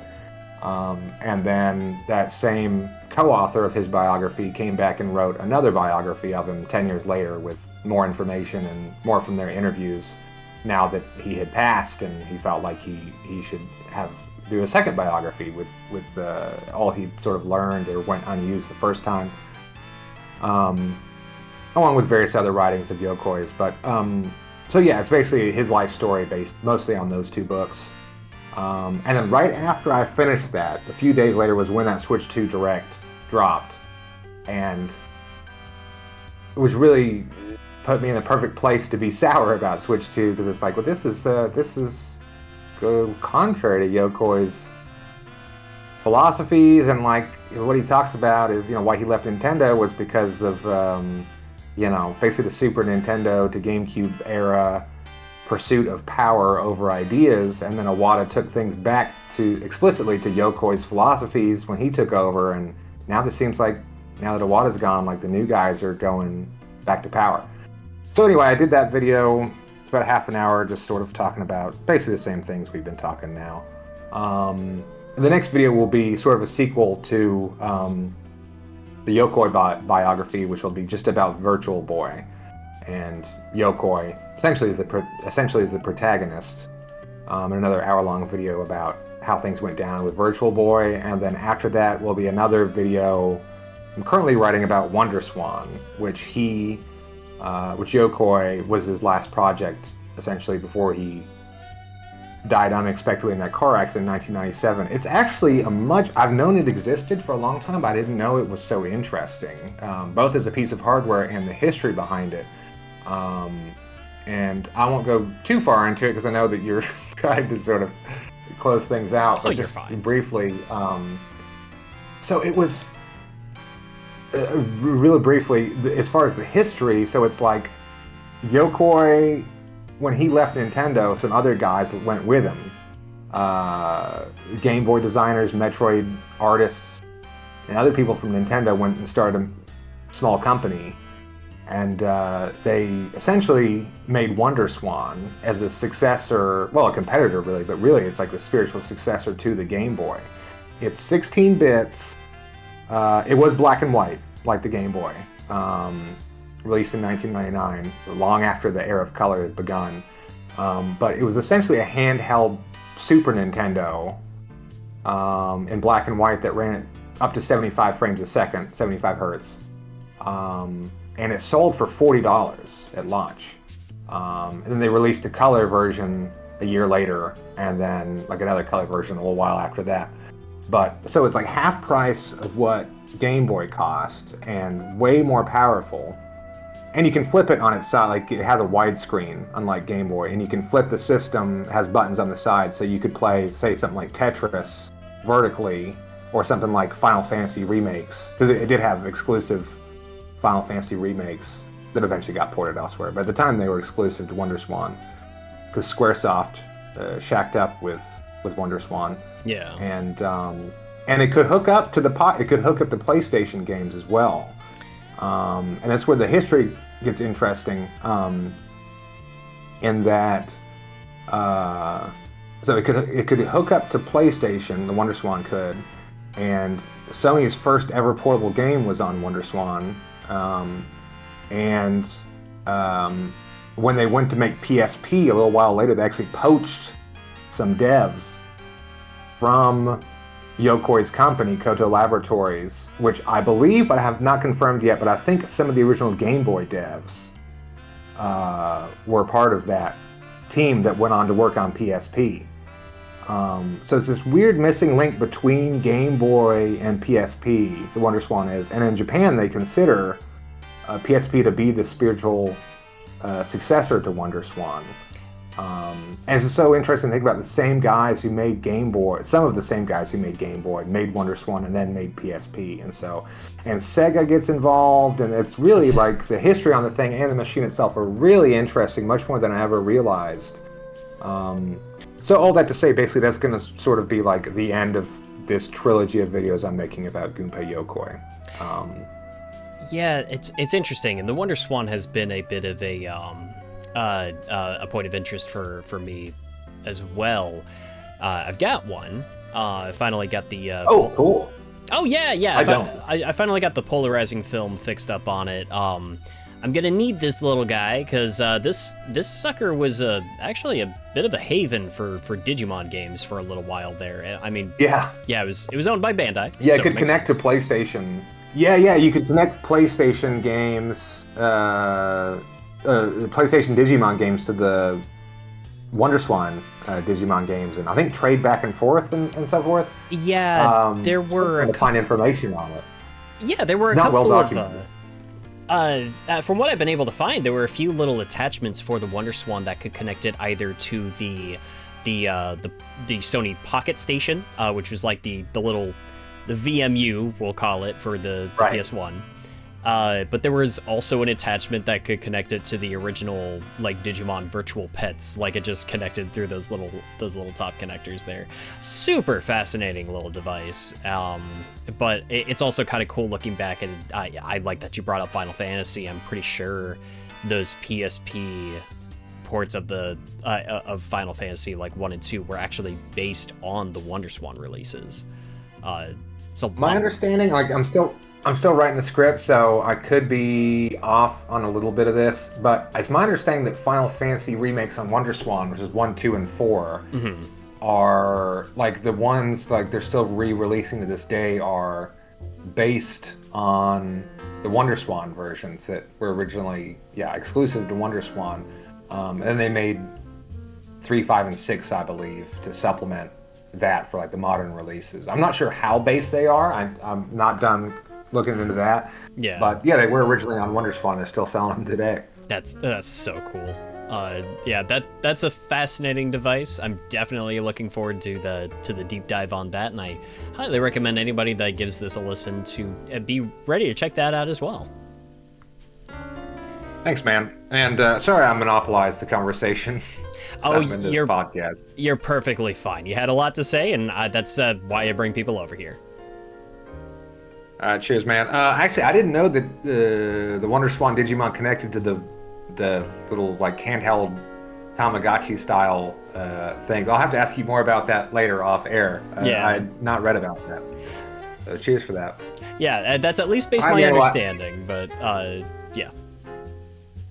I really appreciate you having me on, and I'm always pulling for you over there. I always watch your videos when they go up, and I really can't wait, especially for you to finally make some Resident Evil videos. Don't worry, it'll happen. And I definitely appreciate you coming on board today. This was a great conversation, and hey, who knows? Maybe we'll have to do it again sometime. All right, cheers, man. Have fun with your Switch 2. All right, everybody. Thank you all so much for listening, and we will see you next mission.